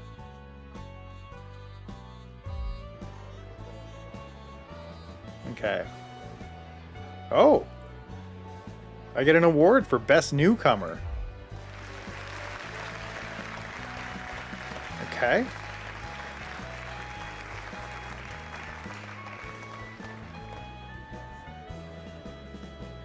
Okay. I go to the stage and I see the Prime Minister, Bozeman, and Megan. Okay. You're a little nervous. You make a joke thanking Dave for fleeing the country. Yeah, I'll do that. I saw that comedy the other day.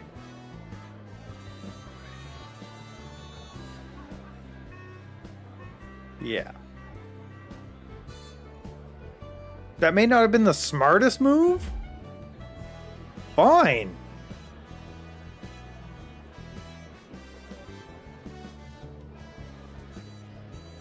Okay. That's fine. That's fine. I told a joke and nobody thought it was funny.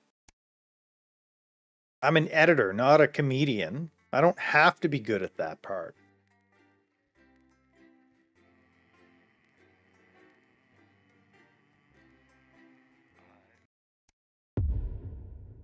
The heat wave. Oh, this is maybe where I have to use my fan.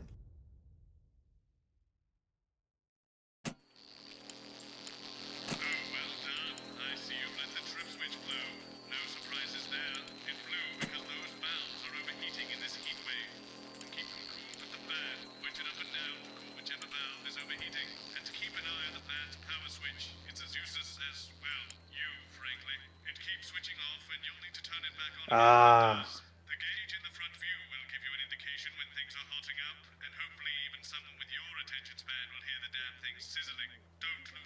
Hey, screw you, Bozeman.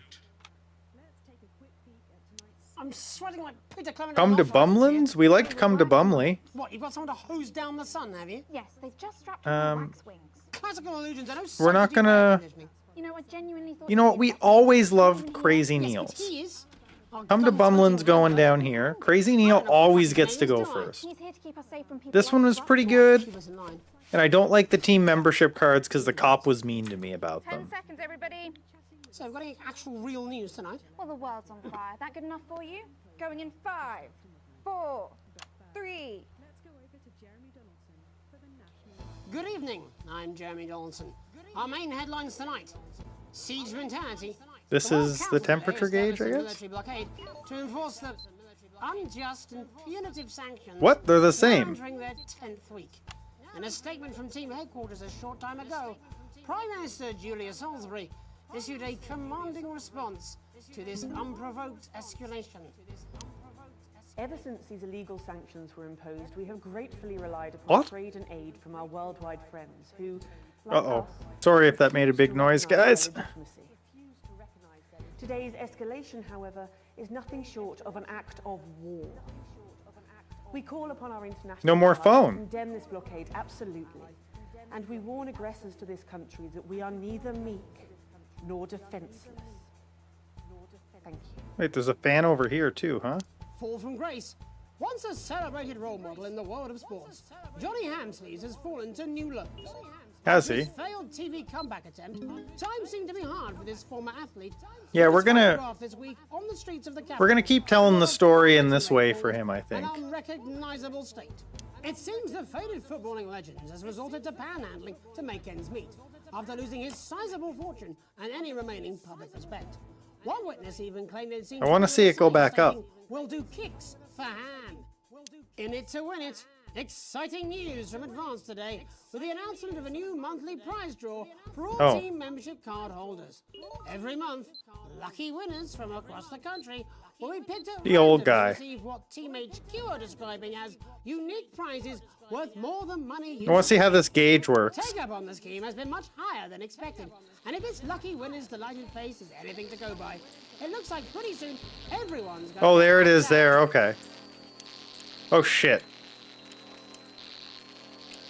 Turn on. Come on. There we go. That excavations are to be discontinued and the unfinished tunnel repurposed. Speaking from her divorce lawyer's parking lot, pitiful CEO Now we know how to Sophia do it. Remington admitted the attempt to dig through the earth was short-sighted and ambitious, and unveiled the future of the abandoned hole. Sophia claims the low-cost subterranean housing project will be a triumph for low-income families and promises affordable, attractive accommodation only a few miles below sea level. Oh, Captain, my Captain. Progress today for the stranded scientists of Dante's Taint. So that's how it works. We look at these bars. The trapped team have survived in the cave system for many months now, but hope is on the horizon as the expedition leader is announced by the Board of Underground Theoretics. A respected professional with decades of experience, training and knowledge, Captain Audrey Aerospace is said to be the only real choice to successfully save the troubled scientific excursion, but an unfortunate one to be sat next to at a dinner party or social occasion. Life during wartime. As if we didn't have enough aggressors on our borders, internal problems are growing for the government as What do we radical got? activist group Disrupt caused chaos in Parliament What? Park last night. Scuffles broke out after the protests, resulting in multiple arrests and the injury of 3 community cohesion officers. Advance said Okay. to comment. As grassroots support for the movement grows rapidly, especially in those areas Advance have not yet been able to fully regenerate, Yep. people across the country are starting to fear a return to the bad old days of inequality, division, Fair and enough. multiple television shows about buying houses. All this, and I'll be talking to some people with fascinating medical conditions, as well as Fascinating medical in conditions. this year's Feline Football Championship, and her proud owner. 3, That's all up on tonight's 2, National 1, News. go. Oh, good. Yeah, no.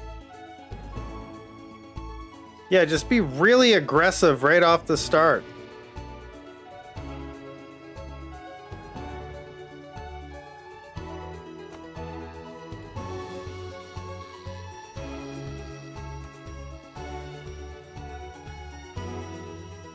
Come on. Oh, shit. Got it. The fan keeps switching off. Our team of Just like it said. Just like he said. The people of this great Oh. nation of ours are coping with this unprecedented Shit. hot weather. First, let's go to Megan Wolf in Shining-on-Sea to see what the scientific community has to say. Megan, how's the weather there? It's absolutely glorious, Jeremy. Thank you for asking. I'm here with Dr. Anna Burns of the University of Princeford. Are you enjoying the weather as much as I am? Oh, yes, it's wonderful, isn't it? My I'm just gonna turn off the fan, so I always have to do that manually. You're part of a team carrying out a study into just what's causing this unbelievable heat. Is that right? Yes, that's correct. Yes, we want to be able to reassure the public once and for all that there's absolutely Yeah, I know, nothing to worry Bozeman. about, and that they can enjoy their sunstroke and fossil fuels in peace. You sound very confident about that. What are all those So I can beeps? say without any hesitation, there's really no cause for any concern here. I've actually left my car running. So tell us about this experiment.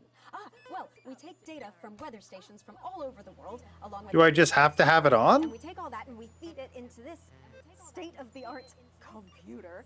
And Or is it the very computer soon we'll be beeping? getting a high-tech readout of the results. Blimey, that sounds very fancy. I should just Hmm. say, none of this would be possible without the generous support of Remington's Fist. This is all thanks to their unrivaled investment in our future, and may I just say, complimentary personal anecdote. Oh, here we go. And, as expected... Oh, there's our readout. Our highly scientific readout. Fucked? Hang on. This can't be right. Right, but obviously you said a second ago that everything is absolutely fine, so... Well, actually, under concern level, it just says, why, God, why? We should be celebrating these wonderful results, I think. Yeah. Yeah? We need to evolve gills within 40 years. You look first. Here it just says, shit. Look at you. This is meant to be a celebration. Can't go around looking like that. Shit. There you go. Much better. Can I just say thank you again to Sophia Remington for providing all of this? Everyone, we don't have long. Time is running out. Running out. Absolutely right. That is all we have time for. Abandon hope and return to the forest. Enjoy that. I'd like to thank Dr. Burns for just one opinion on the climate. The sea will reclaim us all. There you have it, Jeremy. Proof, if proof be need be, that everything is just fine. I'm Megan Wolf, here with science. Back to you. Megan Wolf there, attempting to do some actual news. Neato. Next, heads over to Robin Short, who's in Scritchford with some of the winners of this week's Okay. team membership lottery. Robin? Thanks, Jeremy. I'm here in Scritchford with Gary Fairfax. Where's the phone that Bozeman's talking to me through? And Amelia Jackhammer, an aspiring poet. Both of you were drawn at random from those who hold team membership cards to receive this week's amazing prize. How do you feel? Filled with fervent euphoria. Yeah, good, yeah. And all that we had to do was fill in a quick form or two. Wow, that sounds so convenient, but... Wow. No, what have you won? That's right, Robin. I've won dinner with Julius Salisbury at one of the capital Dang. restaurants. We get to take the politicians out for dinner. That was what we won. Clement's out to help him dredge the gutter in. That's absolutely terrific. You must Wow. both be over the moon. I've written a poem about it. So, can you tell me about the moment when you first heard the news? Well, I was battling Boy. against a particularly difficult floater, probably one of the sixth formers, when the headmaster came and found me. I was involved in a similarly brutal conflict with a particularly arduous stanza. So you were both polishing turds. No, I don't like to polish them. I like to keep them intact for my collection. Oh, Oh. how unexpected. I don't polish turds. I write poetry. Yeah. Potato, potato. So Barry, Do you think Peter Clement's going to let me keep the contents of his downpipe? there's no harm in asking, I suppose. Would you like to hear one? No, thank you. Gary, when you signed up for team membership, was it in hopes of winning the lottery, or were there other reasons? Yeah, I like why'd the you do flutter, it? Of course, but no, the boss said I had to sign up to keep coming into school. Very sensible. It's important to know who we're trusting around our children. Yeah. Fair I enough. have an unpublished book of sonnets about children. Perhaps you'd like to hear one. No. Or an anthology of haikus on the death of innocence. I'd rather hear about Gary's turd collection. Really? I thought you might say that. Oh no. Are you all right? Yes, it's coming. What? It's inspiration and it's delicious. Right What? you are. Today on the show, there's no news. Just a man who keeps multiple poos. Here, this big one's my favourite. See how it's fibrous and really lovely texture. Would you encourage other people to enter for their chance to win?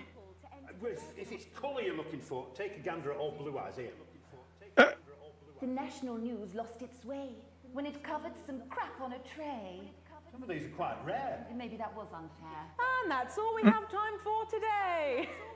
Back to you, Jeremy. Thanks, Robin. What a lucky Yeah. pair they are. And There's finally, Patrick Bannon. It's over to Patrick Bannon, who's gone to the smelliest town in the country to see how the unprecedented weather is affecting the locals. Patrick? Hello there, Jeremy. Hello, yes. I'm here live in Grizzleford, which was recently voted the smelliest town in the country. And I have to say that, you know, in this heat, the smell really is. I mean, it's something else. No. Very lardons, mate. You've lived here your whole life. How'd you put up with the stink? Well, we're just all very proud of our achievement, to be honest with you. You can tell that look at him, proud as punch. Do you know what it's like, son, being the second smelliest town? No, I don't. Living in the shadow of Arseminster. Those smug fucks. But who's laughing now, eh? Sorry, what? Not me, that's for sure. So what happened, mate? Right, the good people from Remington's Fist came in and saved the day with their factory. You're talking, of course, about the newly built Flard factory. Yeah, they gave us this big presentation on jobs Yeah. and growth. But as soon as we heard about the stench, we paid them whatever they wanted to put it here. Does the stink not affect your life in every way, Barry? I mean, perhaps if you're filling in a tax return or completing the physical act of love. It's strong at first, but you get used to it after several weeks of your first bout of sickness.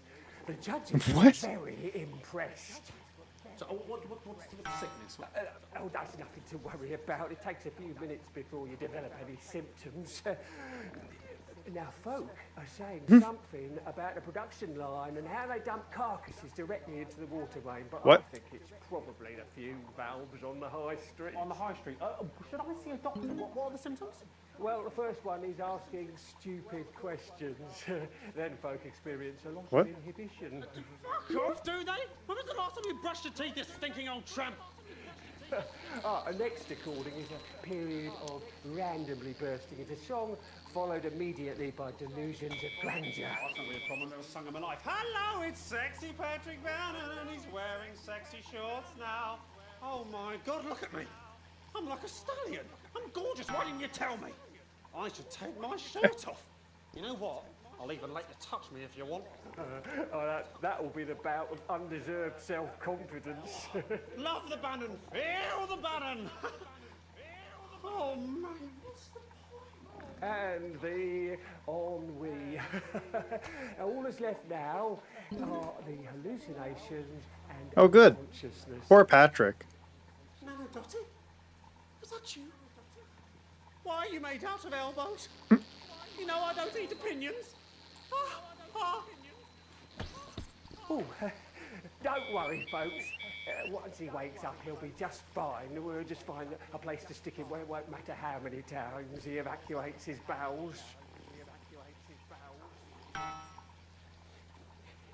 Right, that's all here from Grizzleford, a town that's really making a stink. I'm Barry Lardons. Back to you, Jeremy. Thanks, Baron. With a naval blockade being set up around our coastline as we speak, when we come Crazy back, Neil I'll be first. talking to 3 members of the general public who appear to be here purely for medical reasons. Don't go away. Unless, of course, you've got something better to do. Yeah. We'll be back after these messages. 1 minute back. Newscast has some unsuitable opinions for the evening news. Keep your eyes and ears peeled. Wait. We got a new... What's this? You say this every Friday. No, you know what? Let's put that one in What do you next. mean? Jeremy? Bumlin can go last. What? There we go. I don't know what this is. It's got the Riot Games logo on it. I bet it's just a promo for League of Legends, right, guys? That's what it's got to be, right? It couldn't be anything else. That's what I'm talking about? Cat football? We should be doing an interview with the War Minister, or a report from Grantham Downs. Even the weather be more fucking relevant than this. Jeremy, please, just breathe. It's just something light to keep people's minds off things. Exactly, which is wrong. People's minds should be very much on things. Christ, it's so fucking hot. Please take your seats as quickly as you can. I can't do this anymore, Jenny. I've had enough. That's it. This is just 10 seconds. Get over yourself, Jeremy. Why don't you stop feeling sorry for yourself for 5, 4, 3. Yeah, there we go. Welcome back to the National Nightly News with me, your host, Jeremy Donaldson. Later, we'll be talking to the captain of the territory's first cat football team, Professor Pumpkin. But first, I'm joined by 3 guests with some balmy bodily behaviours. Joining me is a woman who's been hiccuping for over 9 months. Isn't that right, Miss Piercy? Yes, that's right. Oh, good. Yes.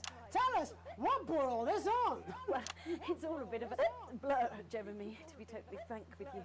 See, I was watching your show and I remember seeing the news about the election. Oh, yeah. It hasn't stopped since. Fascinating stuff.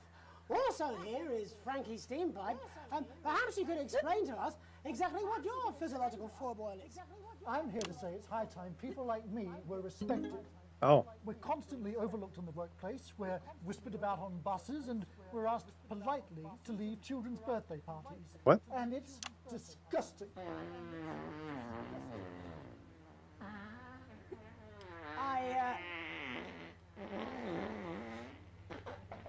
I'm sorry, my bowels have comic timing. And finally, I'm joined by a There you man go. who answers every question honestly, even when it isn't aimed at him.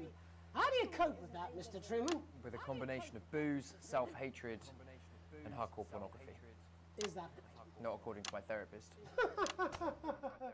Well, in that case, let's speak to Rose. Tell me, how does the hiccuping impact you? I get shushed a lot, which is hard. Work Oh, good. me to stop answering the phones. It's really affecting my confidence. Well, I find it really fucking irritating. Do people tend to believe your story? Fuck no. Actually, I've been surprised at how much support I've received. And Frankie, why have you come here today? Because my wife left me, and I was hoping that the fame would win her back. We've started a group for people with ailments deemed broadly comical by society. It's called Take Us Seriously. That's right. And we bloody well mean it. And who's joined so far? A bunch of fucking losers. It's just us so far. And how much success have you had? Well, we've seen some real positive changes. I don't want to toot my own horn, but it's been a runaway success. Shit all. Not a single person come to our fun run, and all of our leaflets fell in the canal. Huh. Well, Miss Piercy, some people are saying your condition was actually caused by the shocking events of that night. What do you think? Come down, Mr. Donaldson, that's absolute rubbish. What it'd be like to have a pair of tits. Could you? I'm sorry, it's very hot. What was I thinking? That you're a team fuck puppet? No. Or a sellout cunt? Apologies. Just a reminder that he can't help it. And hey, if this isn't live television, then what is it? Fuckfest of propaganda masquerading as journalism. Right, Frankie, Rose, tell us, how can the viewers get involved with your cause? Yes, we're holding a sponsored run in Capitol Park next weekend. It's called the No Smiles 13 Miles. No, it's Oh, boy. called the No Laugh Half. What did I say before the show? That it was the team pulling Jeremy Donaldson's strings. No, I didn't say. Wow, we may have to end that there, unfortunately. What a harmless bit of fun. Steady on! This is exactly what I'm talking about. We demand respect. Yes, well, later, I'll be talking to Professor Pumpkin. A ginger tabby with a world-class pair of penalty paws. Is that really necessary? No, it isn't. Let go. Not you. Unhand him at once! Enough! That's enough!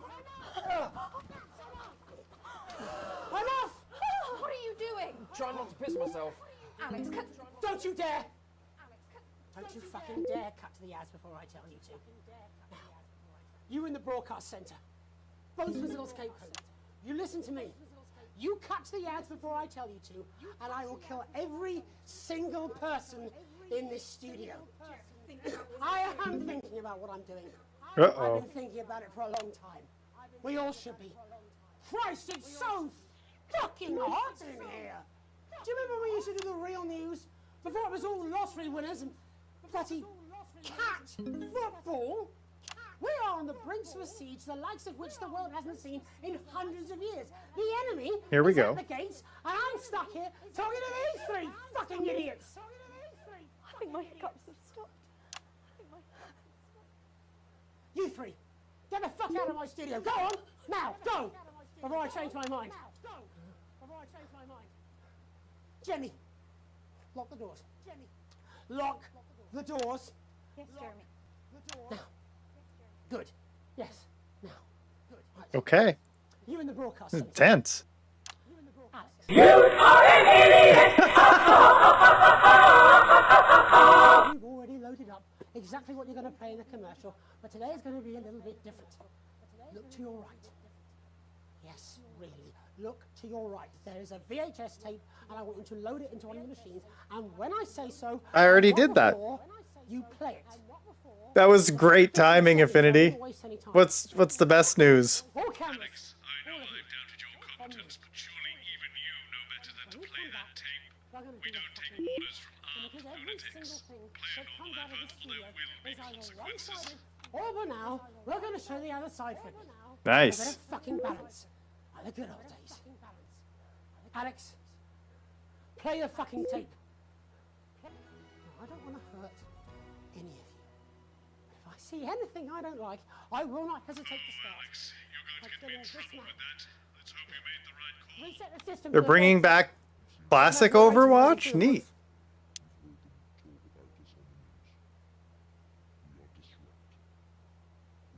So wait, Jeremy's part of Disrupt? Oh, nice. I like that. That is good news. That was the only thing I didn't like last time. Also, we may have just caused the end of the game. Or one of the endings, I think, by playing this tape. I think we're about to get fired for playing this tape. We also didn't censor anything while Jeremy was going fucking insane.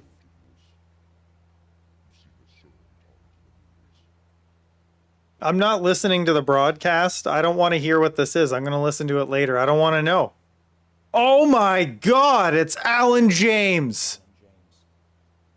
I used to try and shock people for a living. For entertainment. What? But now we live in a time where perhaps you need to be shocked. Perhaps we need to wake up. Advance are coming for our freedoms. They are coming for the fruits of our labors. They will take our wealth. They will euthanize our parents. That's insane. They will turn our children against us if we voice our concerns. But you don't have to accept it. A great many people already won't. You can resist. You can disrupt. Find us. Talk with us. Join us. So what now? It isn't hard. I don't know. We're everywhere. This wasn't what I planned. I mean, some of it was. I had a speech, look. But this was unexpected. So what now, Jeremy? It was supposed to be your day off. Please, don't do any more stupid things today. How long? You're already live. What? Welcome back to the National Nightly News. Why are we keeping this going? Unexpectedly, for I very much imagine will be my last broadcast, are two new guests. Jenny works here at the National Nightly News and is someone I consider, well, a friend. And next to her is, what's your name? Andy. Andy's a policeman. Only we don't call him that anymore. He's a community cohesion official. Officer. Sorry? It's community cohesion officer, CCO. And how's that feel, Andy? Being rebranded? It's good. it's not about confrontation anymore. You know, the force had its fair share of problems. The team doesn't have as many. But it still has some. I couldn't say. Couldn't or wouldn't? I don't know what you want me to say. Christ, you're fucking useless, aren't you? We'll come back to you later. Jenny? I don't want to be on the news, Jeremy. That's perfectly understandable. You'd want to do this. Jenny, why did you join the National Nightly News team? I always wanted to work in news. Yeah. But why specifically this program? The National Nightly News. It was the news everyone trusted. Was. Is. Do you really want to quibble semantics at gunpoint? Is there something else you'd rather discuss? There's a great big Alan James-sized elephant in the room you seem to be ignoring. What do you mean? I saw your face when that hood came down. You didn't know, did you? It's about the message, not the messenger. Like I said, you didn't know. No. I didn't know. The people I met were with... Yeah. He wasn't there. I didn't know it was Alan James. I'm sorry. But seriously. Alan fucking James. She doesn't have a gun, she gets censored. God, I love you, Jeremy, but... He's a good speaker. He's popular in the country. That right? Look, forget Alan James. There is still something Oh boy. wrong. And you know it, Jenny. And you know it, Andy. And you at home, you know it too. Meanwhile, I'm interviewing a guest who stinks of shit. Patrick is paddling about in shit. And Robin is literally interviewing someone who collects the fucking stuff. I mean, it's not sophisticated, but what a metaphor. Oh goodness. We are sleepwalking. We got 7 more minutes. And the news isn't saying anything. We're not saying anything. Says who? Alan fucking James. What Oh, I let her are get scientists one. working on at Grantham Downs? What are they testing underground at Altergrave? Andy, your turn. Make yourself fucking useful. How many people have you brought in for consultations just because they weren't carrying or didn't have team membership cards? Oh, well, there's other forms of identification that we will accept. For how long? We're just here to help. Then why do you need these? Not really help when it's offered at gunpoint, is it, Andy? Let me demonstrate it for you. Let me help you. You read these cards with my notes on it, and you'll probably digest a fact. That'd be helpful, wouldn't it, Andy? Knowing a fact? I don't Do you want my help, Yes, Andy? yes, whatever you say, yes. Security are here, Jeremy. Eat it. What? Eat the fucking news, Andy, or I'll force it down your fucking throat. Jeremy, stop. Go on. Really? Eat it. Eat it, you fucking bully. Jeremy, stop. They will kill you. Please, don't make me watch that.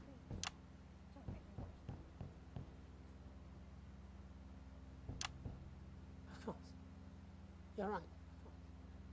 Sorry. Sorry, everyone. You can put the card down now, Andy.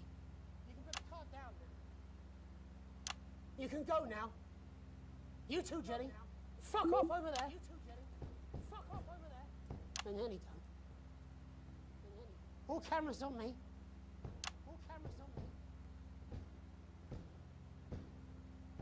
This new regime of ours is so seductive. I understand that. But before we all hand off our freedoms, should we ask to whom we're handing them over? Don't you want to know what's being done in your name? How many people were transitioned last month? A record high. Again, if you care. Shouldn't someone ask Advance how they plan to deal with this blockade? How many years or months of supplies we have? Why aren't we asking these questions? Oh man. Whose shit is this? This has got to be the end, There's a right? cat backstage dressed as a fucking goalie, for Christ's sake. He's even got the little gloves. Anyway. That's You are an idiot! Oh. Wow, that's loud. It was going to be him, but I guess that just about sums it up. We are all up Ship Creek with a paddle made of Alan fucking Jenny. Are you just gonna censor my game? Is that what's gonna happen here, mister? I was going to quit tonight. Take a holiday. Try something else. Out of the limelight. He was gonna quit? Having a relationship. I hear they're nice. Never tried. I loved them. And now, well... God, Jeremy, don't! I've tried my best to be honest with you, but this just isn't the news anymore. And I'm sorry. I've lost this fight. Alex, think of the consequences. I've let you down. Please, we can't show this. Cut to the ads. My name's Janitor. Now! Do it now! If you can. Somehow. I envy you. Have a peaceful night. Jeremy! We got it just at the end. Woo!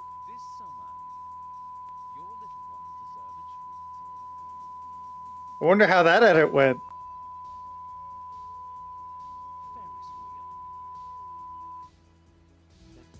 Carousel. I wonder if it's gonna come back. Oh, there we go. Broadcast complete. New challenge unlocked. We've got none of that, but I can tell you what we do have. Danger cars. That was intense.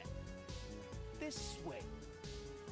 Stay with us in our rustic accommodation with all the facilities you'd expect. Water. Grass. Hey, shoot. Don't worry about that. With our fantastic live entertainment. I am gonna turn that down in a little bit, because that is very loud. Perfect family getaway at Bucklands. Located just a few minutes. Bring it down from 100 to like 70. There. It's majestic, isn't it? Bucklands. We'll take the whole family.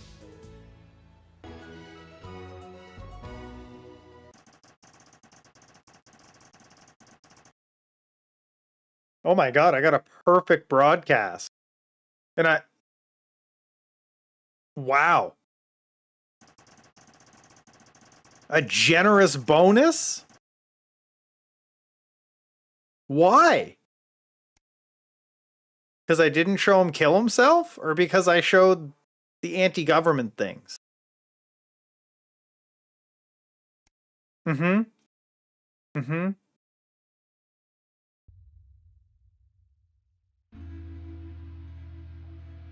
You wake up, still partially in shock from what you saw in the news. What you had to edit on the news. When you come downstairs, you find your family in the living room. You take a seat next to Sam. We were so worried about you last night after Jeremy with the gun. It was awful.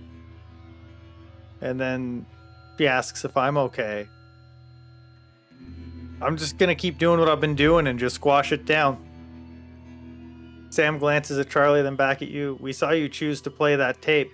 And I couldn't help but wonder why. I didn't feel like I had a choice.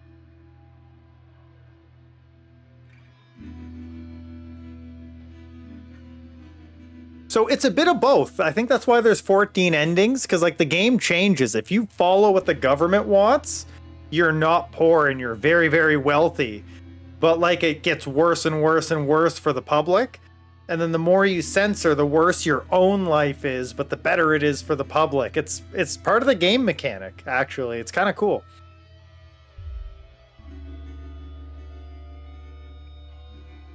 Okay. That's not good enough? I could have died.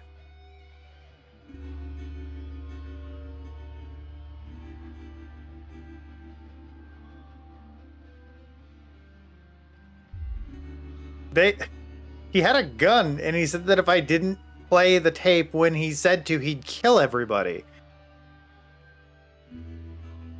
Yeah.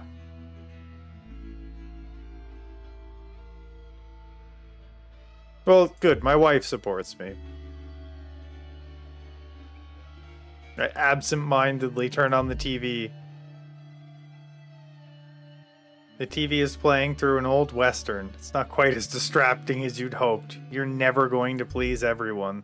Yeah, you're damn right. Especially not when news anchors are literally killing themselves on the news. Day 365. Wait, I got a big bonus. How am I still broke-ass poor? Got a postcard from Susie. She's on her trip. Urkistan's a really cool place. Cool. Next we're going to Konoslava, much warmer. Okay. I'll be back in time for Christmas, I promise. Okay. Sounds like it's been a hell of a trip, worth every penny. Yeah, that could be why we're broke ass poor.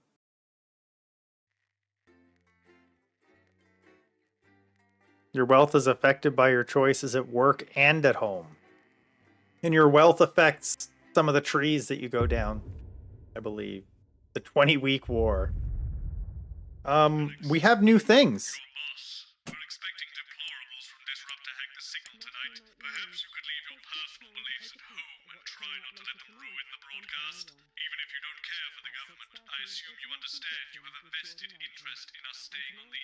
Yeah. Nutritious meal out of a can of condensed milk, a cow's tongue, and some rhubarb. Not one to miss. So, Julia's team have asked me to ask you to keep it light. Part What 8 does of that our mean? acclaimed documentary Is that series. thing you do where you turn politicians into humans? Just Oh, is this like studio audience sounds? They do know this is the news, don't they? You didn't hear this from me. It's over to Patrick Bannon for all the day's sports board highlights, including all the tabletop action. Apparently, there's a crew at Team HQ right now. I think she's giving a speech or something tonight. They'll get it on the news. Oh, great. So they get the brains and we get the performing monkey. Okay. Sometimes you sound just... I guess we don't have to do the fan stuff anymore. I like that those mechanics come and go. I really do. I like that. What does this button do? Is this the new sensor button? It is. We can't even try these other things out, though. What do we got for ads? We got 10 seconds. 10 seconds, everybody. Crazy Neil always makes it, no matter what. Going in 5. We're going to play the war broadcast to keep our jobs, and you guys can pick the last one. Good evening. This is the We got SS Fun Ship. We're not playing Sophia Remington or Eau de Babouin. Skirmishes on land and sea again today as our armed forces tested the mettle of the World Council's illegal blockade. Advance's strategy of multiple small-scale incursions into the disputed zone is certainly keeping the enemy on high alert, unable to work out where There we or go. when the next strike will come. Sadly, however, more casualties were reported today, and as the weeks and months of Get the this war make webcam ever going here more in a demands sec. on our armed services, those numbers will tragically only continue to rise. Don't starve. Advance's food program moved from strength to strength today as rationing depots were opened in the last remaining unfed areas of the territory. The rationing depots have been constructed in record time, and We're going to give Patrick Batten something here. strategy has seen shelves restocked with increasing regularity. And judging by the looks on this happy family's Oh, it's faces, ration it box, can't come darn. a moment too soon. They'll be getting a good meal tonight on the government, just like the rest of us. 7 days to die. The recent decision to allow those with long-term health conditions to access transition centres has today been declared an overwhelming success. Oh. Previously available only to those in their final years, the expansion of the service has been met with relief by the many organisations calling for it to be opened up to the wider community. Interesting. With dwindling medical supplies leaving many of our most vulnerable facing chronic pain, it can come as no surprise that the transition centres have found themselves stretched to capacity. I don't know what we do with this. More than 11% of the population have thus far failed to register for a team membership card, a worrying statistic given that the cards are a legal requirement from midnight tonight. While applications Yeah, of are course still they open are. for those who like to run fashionably late, they can expect a few tricky questions from Advance. Start me up. Disrupt spokesman Alan James held an impromptu rally today in the northern city of Manchester. Large crowds gathered to hear the band speaker prove Disrupt are still able to capture the public's imagination. A representative from the Mankley-Pool Community Cohesion Team described the event as mostly peaceful. But it looks like Disrupt aren't going quietly into the night. And finally, What do we got? absent friends. Sad news today as the grave of former national nightly news host Jeremy Donaldson is vandalised by radical disrupt activists. The much-loved broadcaster suffered a very tragic public breakdown 10 weeks ago in an incident which ultimately cost him his life. Disrupt spokesman Alan James, whose organisation last week named Mr Donaldson as the cause's first martyr, described the graffiti as a fitting tribute to a hero of the resistance. Okay. But first this evening, with the war about to enter its 21st punishing week and people hurting up and down the country, I'll be grilling unpredictable Prime Minister Peter Clement in an exclusive interview from his home in Lancashire. What? That's coming up on tonight's National Nightly News.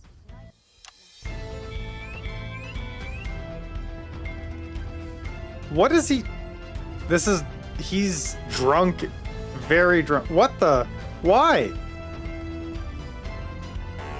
Why? Oh shit. This thing didn't warn me. Didn't beep.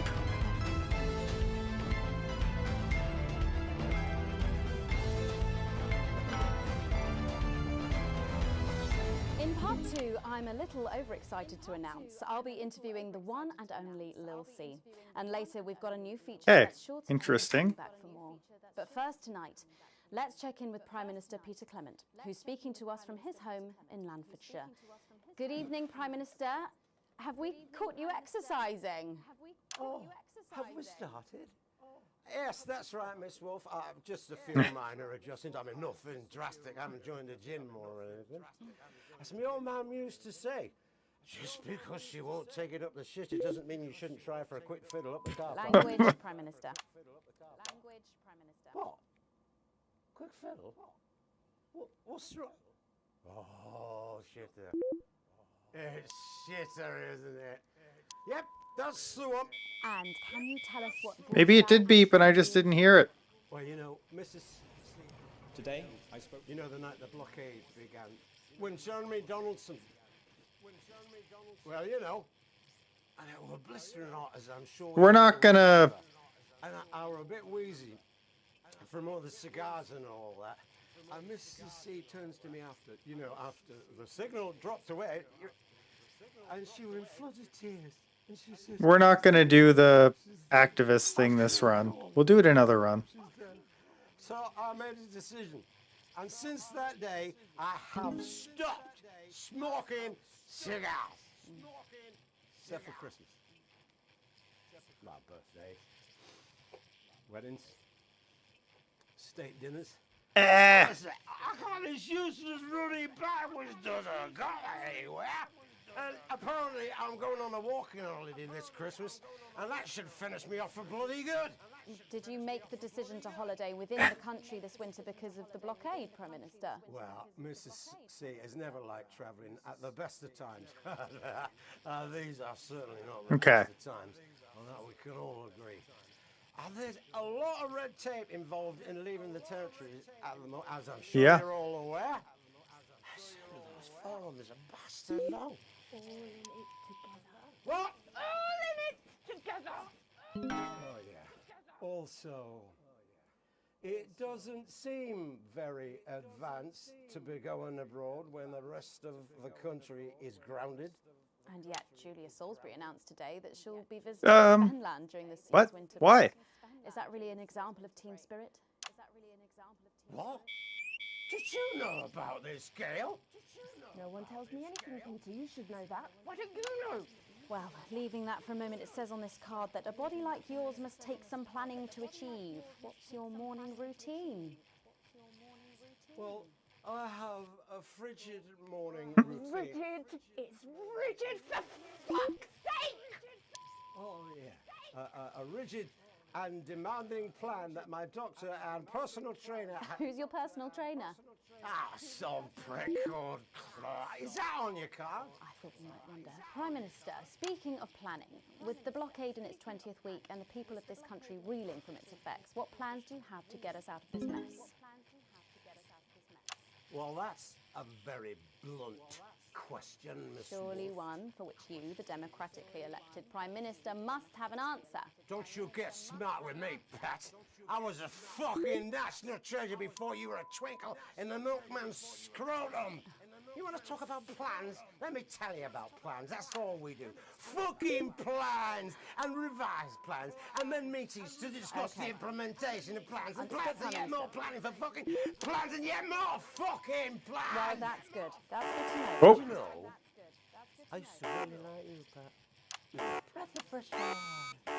But I've been watching you, and you know what? You get more like him every day. We I will take that as a compliment. Prime Minister, later on this evening, your co-leader Julia Salisbury is going to give a national address. Yes, this isn't great. Can you give us a hint of what she's going to say? Yes. Well, I imagine that there will be you the imagine? usual. No, what I mean is. You do know about this broadcast, don't you, Prime Minister? I'm sure I did. But Julia and I have no secrets from each other. We don't memorize each other's bloody diaries either. As my old mum used to say, if you wanted to get a job done quick, don't get bogged down in the pubes. What else you got? Sorry? Only cards, what else? A little piece of my life do you want to rustle through? Get out, refill my last. Get out, refill my last. Ah, come on. Come on. Okay. What music do you listen to when you work out? Well, Gail tells me that I work out to Little C, but I have absolutely no What? fucking idea who that is. And do you think the C stands for? It stands for collaborative, Prime Minister. Yeah, that does make more sense, actually. How's rationing affecting you? It's hard, but we get by. You just have to learn to get by on the basics. Take comfort in each other. I've got Mrs. C and many a fine single malt. I want for nothing. So for a decent night's sleep, of course. Prime Minister, thank you for joining us. When we come back, Okay. it's time for We the did it. Culture Spot with Lil C and a world premiere performance of her new song. I genuinely can't wait to hear that. We'll be back after this. Go on, crazy Neo. Everybody. And that is what happens when you wander from the car. We're gonna go with SS I don't think anyone Fun knows Ship. why. When you mentioned it, Bozeman's face turned a colour that I think you call embolism. Am I in trouble? Bozeman? Nah, you're like the daughter we never had. I suppose the higher ups might like the windmill. Who's Lil C? Or if there's any justice, no. Who's Lil C? Good old crazy Neo. What uncivilized? I read books. E. We're still in the air though.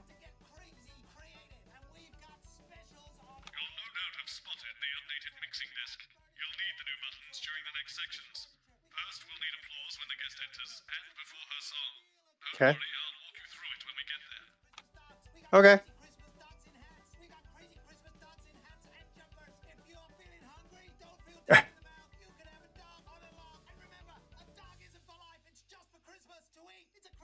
What?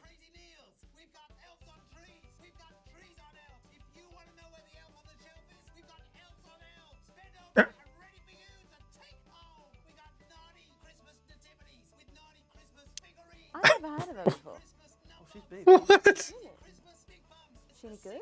Freaking crazy Neil, man. My kids go mad for her, absolutely mad.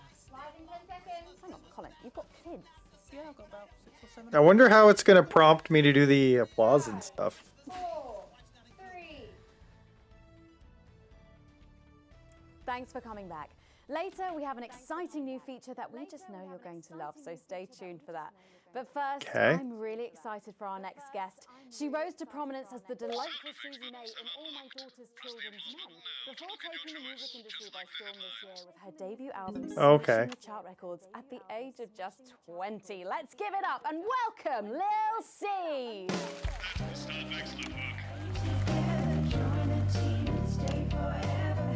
Okay. May I just say, you look incredible. Oh, thanks, Dave. I'm doing this new regime and it really does work. What's the regime? My manager suggested it to me. It Okay. basically involves bathing in like cabbage water and then having the leaves sucked out of you while you sleep. Okay. Wow, is that healthy? Oh, well, look at me, Meg. The leaves are my only nourishment. Yep, they certainly are. Now, you'll have to forgive me, but I'm somewhat of a super fan, so I'm sorry if I get There a we bit go. starstruck. Oh, bless you. I've never actually heard of you before, so if you do get a little tongue-tied, I can always carry the interview. What? That's good to know. So your first album, F My Face Together, it hit shelves this summer and it just exploded. I mean, what was that like for you?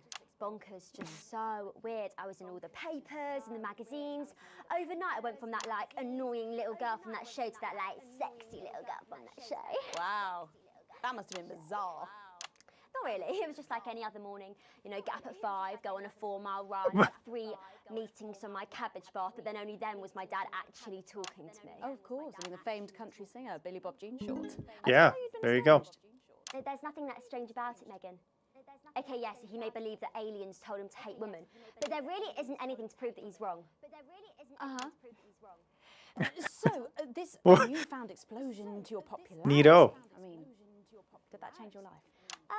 Well, I had to start wearing like nice underwear, you know, for the paparazzi. But as my manager says, best to make the most of it before I'm 30. Is that right? So what's the album about? So I thought it was about like how pretty and great I am, but actually it's about monetizing youth, I think, or about like promoting an unrealistic standard of beauty or something. Your manager again. Yeah, he says insecurity is an opportunity. Oh, do you think he'd be happy with you telling us all this? Telling you all what? It really doesn't matter what I say here. I'll do my dancing and then this part will all be forgotten about. Oh, well, yeah, I mean, we're going to see some of those famous yeah, dance moves yeah, very shortly, 'cause yeah. you're going to be performing your new single, aren't you? We'll definitely see them. It's on my album, Put It In My A Together, and it's out tomorrow. So soon, after the last one. Oh yeah, I've actually released 2 albums since lunchtime and a clothing line during this interview. See, this is called Cry for Help, and it's going to be in all the best high street and retailer shops, and it's out now. So girlies, you know what to do. Scream and cry until somebody gets it for you. Ooh. There she goes. Blimey. Oh, shoot. All these projects, they're keeping you very busy, aren't they? It must be tough. Yeah, it can get tough, and I hate it sometimes, and I hate myself. I just want to like cry into a bath of root veg. But then I think thousands of girls would do anything to be me, so I must be quite lucky. Well, you know you don't have to do this, though, don't you? Yeah, I do think that sometimes. Most nights, between like my 4th vodka and the 8th time a stranger slaps me around the arse, I think things could have been different, you know, like better. But I don't know. I love doing autographs and having somebody dress me and tell me what to wear. Did you always want to do music? Well, ever since I was a little girl, I did. I'd sit in front of the radio, and as soon as my favourite girl group would come on, I pressed record on my cassette. But then my dad would come in and tell me to turn it off and to go back upstairs and start practicing again. Sorry, is your dad your manager? Yeah, which can be tough. And sometimes when it gets really hard, he'll say, "Make Cragler proud, and you might just survive childbirth." Well, you know what, despite anything, you'll make me proud. Oh, if only your opinion was as valuable as his. And on that problematic note, you're going to be singing your song for us soon, aren't you? Yeah. Tell me about it. So it's called These Babies Gonna Bring You Home, and I actually got sent the lyrics in the car on the way up here. You know what, it's actually all right. And don't worry, all my work is team approved. All right then, well, you can go and get ready for that. We'll see you in a little bit. Yeah. A very specific type of pleasure to chat to her, and I just can't wait to hear this. Oh, so here's Lil C with an exclusive. Yeah, we'll give the. I can't see a problem with clapping to a musician. It's the Force's favorite, the queen of teams, here to break in your blockades. Lil C.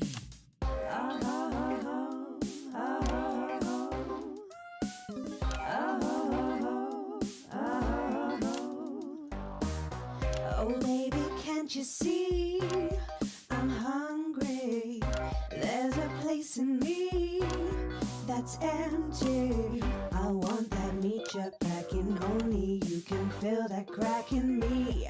I'm under siege, so come and free me. Ain't no disruption here, boy, I got no agenda. Just want the team and me, no dirty foreign I'm not even trying to get the bonuses. I'm just trying to stay in the green. That ain't been filled yet. I only scream this loud when you do your country proud. I ain't no Vickers, but I come and skirmish on my border. Quick before I get much older, tie me down and pour me like an enemy soldier. An enemy soldier. So let them try and break up. Okay. Fight and love and diet. So what a Peter Clemens boys can come and use me as a toy. I wanna see some action. So come and break my sanctions.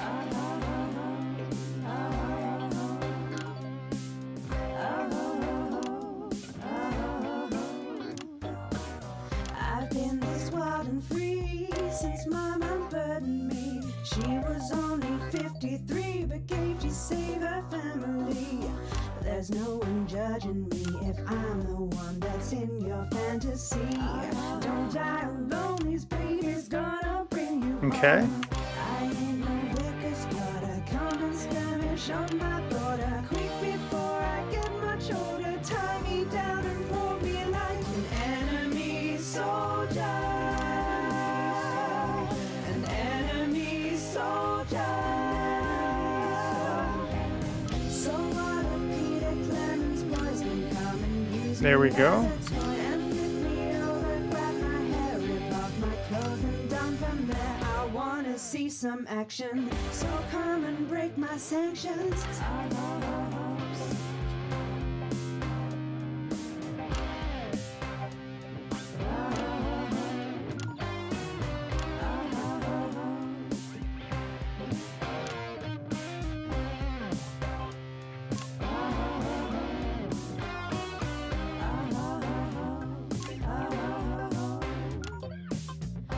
There we go.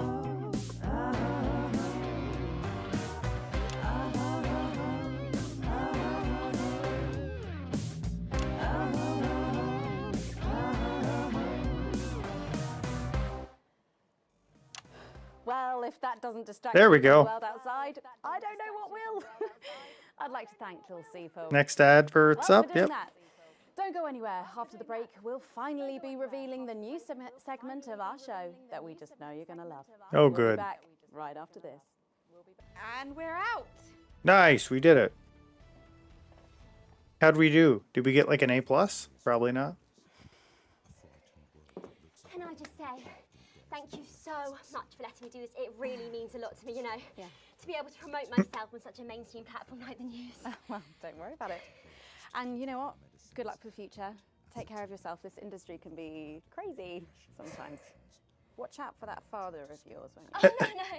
I manage myself. It's just, you know, for the public to have that certain perspective on me. You know what it's like. Oh, right. And Michael? Michael? What about Billy Bob Jean Short? Is he? Oh, my dad. He's such a sweetheart. We both had the same agents, you know, like it just Yeah, makes sense. yeah. Both of us for our image together. Wow. And Michael, I want to see the revenue share for the clothing line and get me a G&T before my meeting with the lube guys. If they say for your pleasure, I'm going to stop needing it. That we encourage and educate our family, friends. This next section will need you to use all four of the sound effects to help things along. Okay. Pick the most appropriate one at each given moment. The actors can't hear what you're doing, so they'll be trusting you to make the right choices. No, not anymore. I just have to make the right choices. No big deal. Keep adding flowers until it feels like 12. Got it? Absolutely right. Okay, this is the last one for me either way. This is the last segment we're doing today, guys. 5, 4, 3. This has been good though. I've enjoyed this again. Teasing you about our new feature all night, and now the wait is finally over. I can reveal that every night on the show we'll be treated to an episode of an informative and hilarious new segment called The Notice Board. It stars some top talent and we're very excited about it. But before we see it, let's have a quick chat with the writer, director and phenomenon, may I say, Jeff Algebra, guys. Actually, I've dropped the algebra. I go by Jeff DePoon now. How'd you like that? Well, yeah, very fancy. I suppose you need a new name now that you're a successful artiste. Well, exactly. I'm earning enough to pay taxes now. Oh. It's shit. And how does Angela feel about all this? Your wife. Your wife. Oh, God, no. No. No, she's long gone. No, she was holding me back. I'm with Norm now. We were married last month. Norm de Plume. Yeah. And why did you write this? What was your inspiration? Oh, well, I received a telephone call. Oh, boy. Offering me 25 grand to write a pro-team sitcom. And I heard my father's voice. It said, Jeff, you listen here, boy. Oh. You make hay while the sun shines. You wring every penny you can get out of this. So I wheeled him down to the transition centre, got out my typewriter and started clacking. Utter shite. And without further ado, let's give it up for the notice board. Surely you're not this stupid, Alex. Oh. I actually have to pick the right one every time. That's much better. Keep going like that and you'll do fine.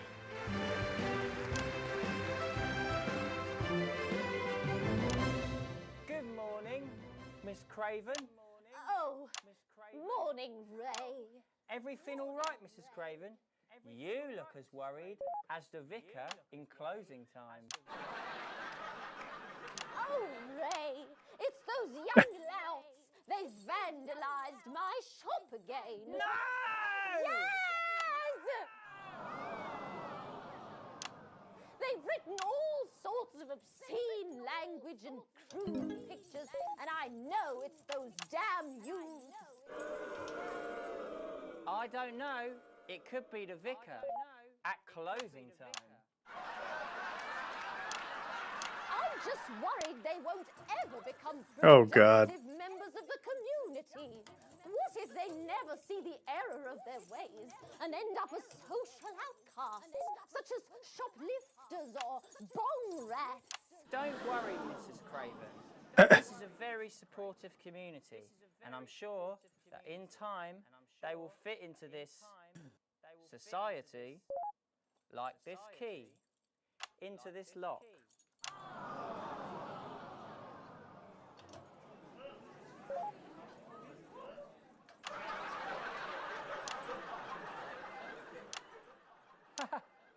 See? Works like a charm. What a lovely way to put it, Ray. And just like that, we can unlock their future. Yes, yes. Wow! Look at all the letters in my collection today. Oh, I think that one's addressed to me. We're just gonna keep clapping. What? This one? Oh, so you're right.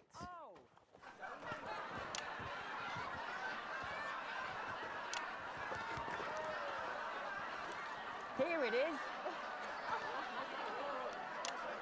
It's a letter from my granddaughter, Brenda. She says she got an A on her maths exam because one of her friends has been helping her. She was always a team player, was our Brenda. What's up, losers? What's up, losers? Oh, no. It's Brad. He's the coolest guy in the village. That's right. I just got here on my motorbike. Oh, clear off, Brad. We don't want any of your ilk around here. What? Rad dudes? No, ruffians. Have you come to tag the notice board with your gang signs? No way. I've actually come to pin my resume on that notice board. I'm looking to do some tutoring after school. What did you say? What the hell is this? That's right. Maths is very important. Maths is very important.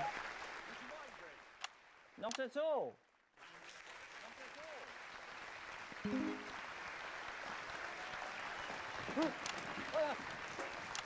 So you, a young person, have been spending your time helping others and not just urinating on churches or huffing glue. Hey, I haven't huffed glue for months. Well, blow me down! You know what? We misjudged you based on how young and cool you are and not on your actions. No doy. So it wasn't you who vandalized my shop last night or called me a rancid old crone from the back of a chopper? No way. It can't have been me. I was too busy helping my friend Brenda with her maths homework. Could you speak up there? I thought for a minute there that you said Brenda. I did, you daft old sow. Did you hear that, Ray? Oh, yes, what a wonderful surprise. I now respect you as a man. Put her there, Ray. Oh, what the heck? Give us a hug. Oh. That's an earthquake. Or a nuclear bomb. Or an earthquake. A power outage? Oh. Neato. Let's get the...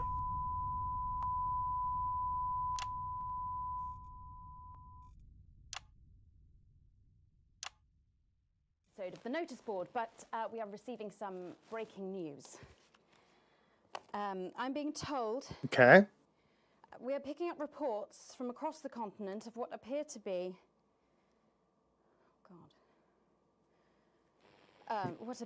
nuclear explosions in There we go. 4 major foreign cities. Initial estimates put the death toll into they put them into millions. Oh.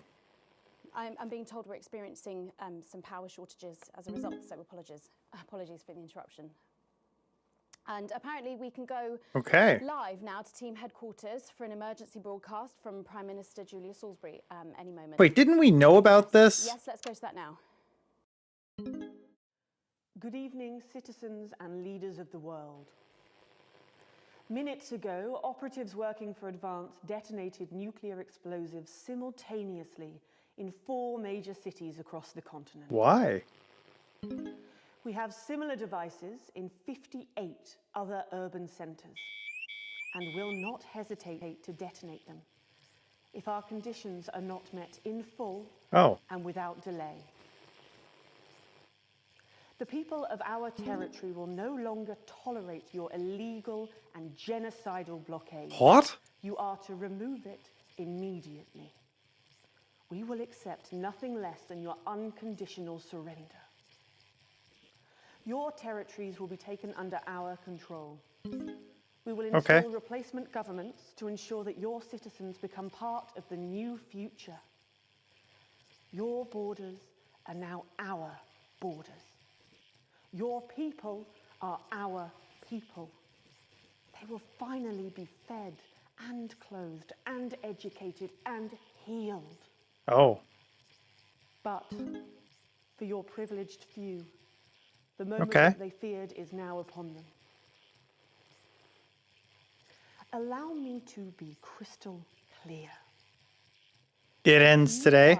Fire a single shot at our territory or harm a single one of our citizens, we will not hesitate to detonate further devices.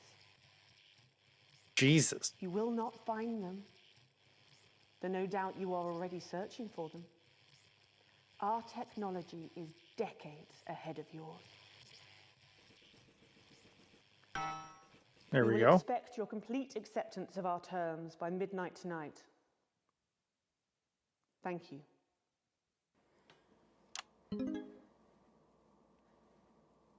Jeez, looks like Jeremy noped out at the right time. I don't really talk about my personal life in my job. It's not relevant or important. So many of you may be surprised to learn that I have a brother. Yep. His name is David. Oh, we're not going to get to see SS Fun Ship. I can't get his stupid face out of my head.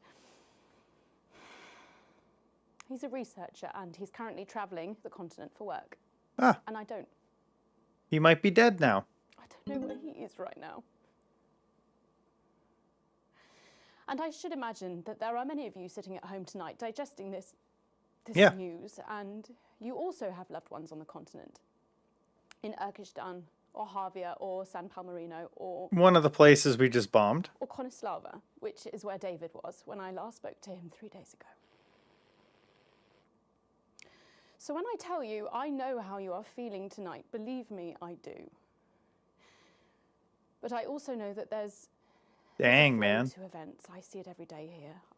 I know that although tonight it feels like we may be in a time of fear and darkness, we may actually be at the break of a new dawn. Thank God we're playing SS Fun Ship after this. We can't know that yet, but together we will find out. And I will be here every night, feeling what you are feeling. And with your help, maybe we can all get to that brave new world. Maybe. My name's Megan Wolf. Let's make tomorrow better. And we're out. Jeez. We've got people ringing around, but the telephone networks are overloaded. Okay. We'll find him. Do we know exactly which cities were hit, or... Megan. We will find him. Jeez. Maybe this doesn't end soon. Maybe this keeps going. Holy shit, though.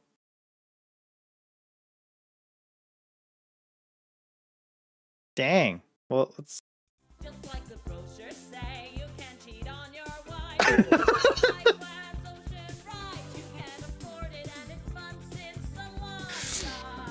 Great. Okay.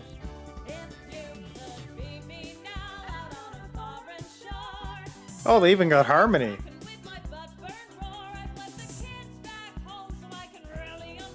Okay.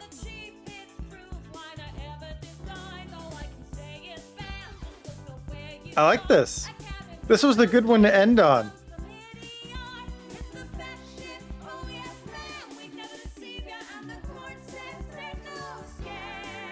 The court says there's no scam. That's how you know it's legit.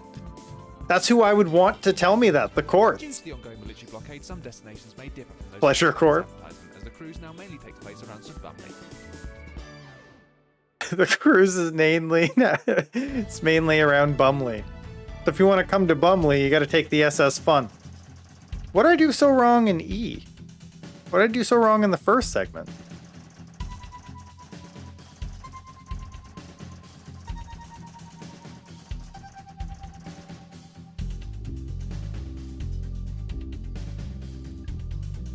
Okay. My full wages. Okay. Man, these guys love me. This person hates me though, but I backed them early and they screwed me, so. We're not gonna watch any of the rushes and adverts. I don't wanna know what's going on. Good evening, I'm Megan Wolf. And I'm Jeremy Dawes. Our main headlines... I don't know if I'm gonna do another one, guys. Let me see. But I hope that you guys will continue watching. That's it for tonight.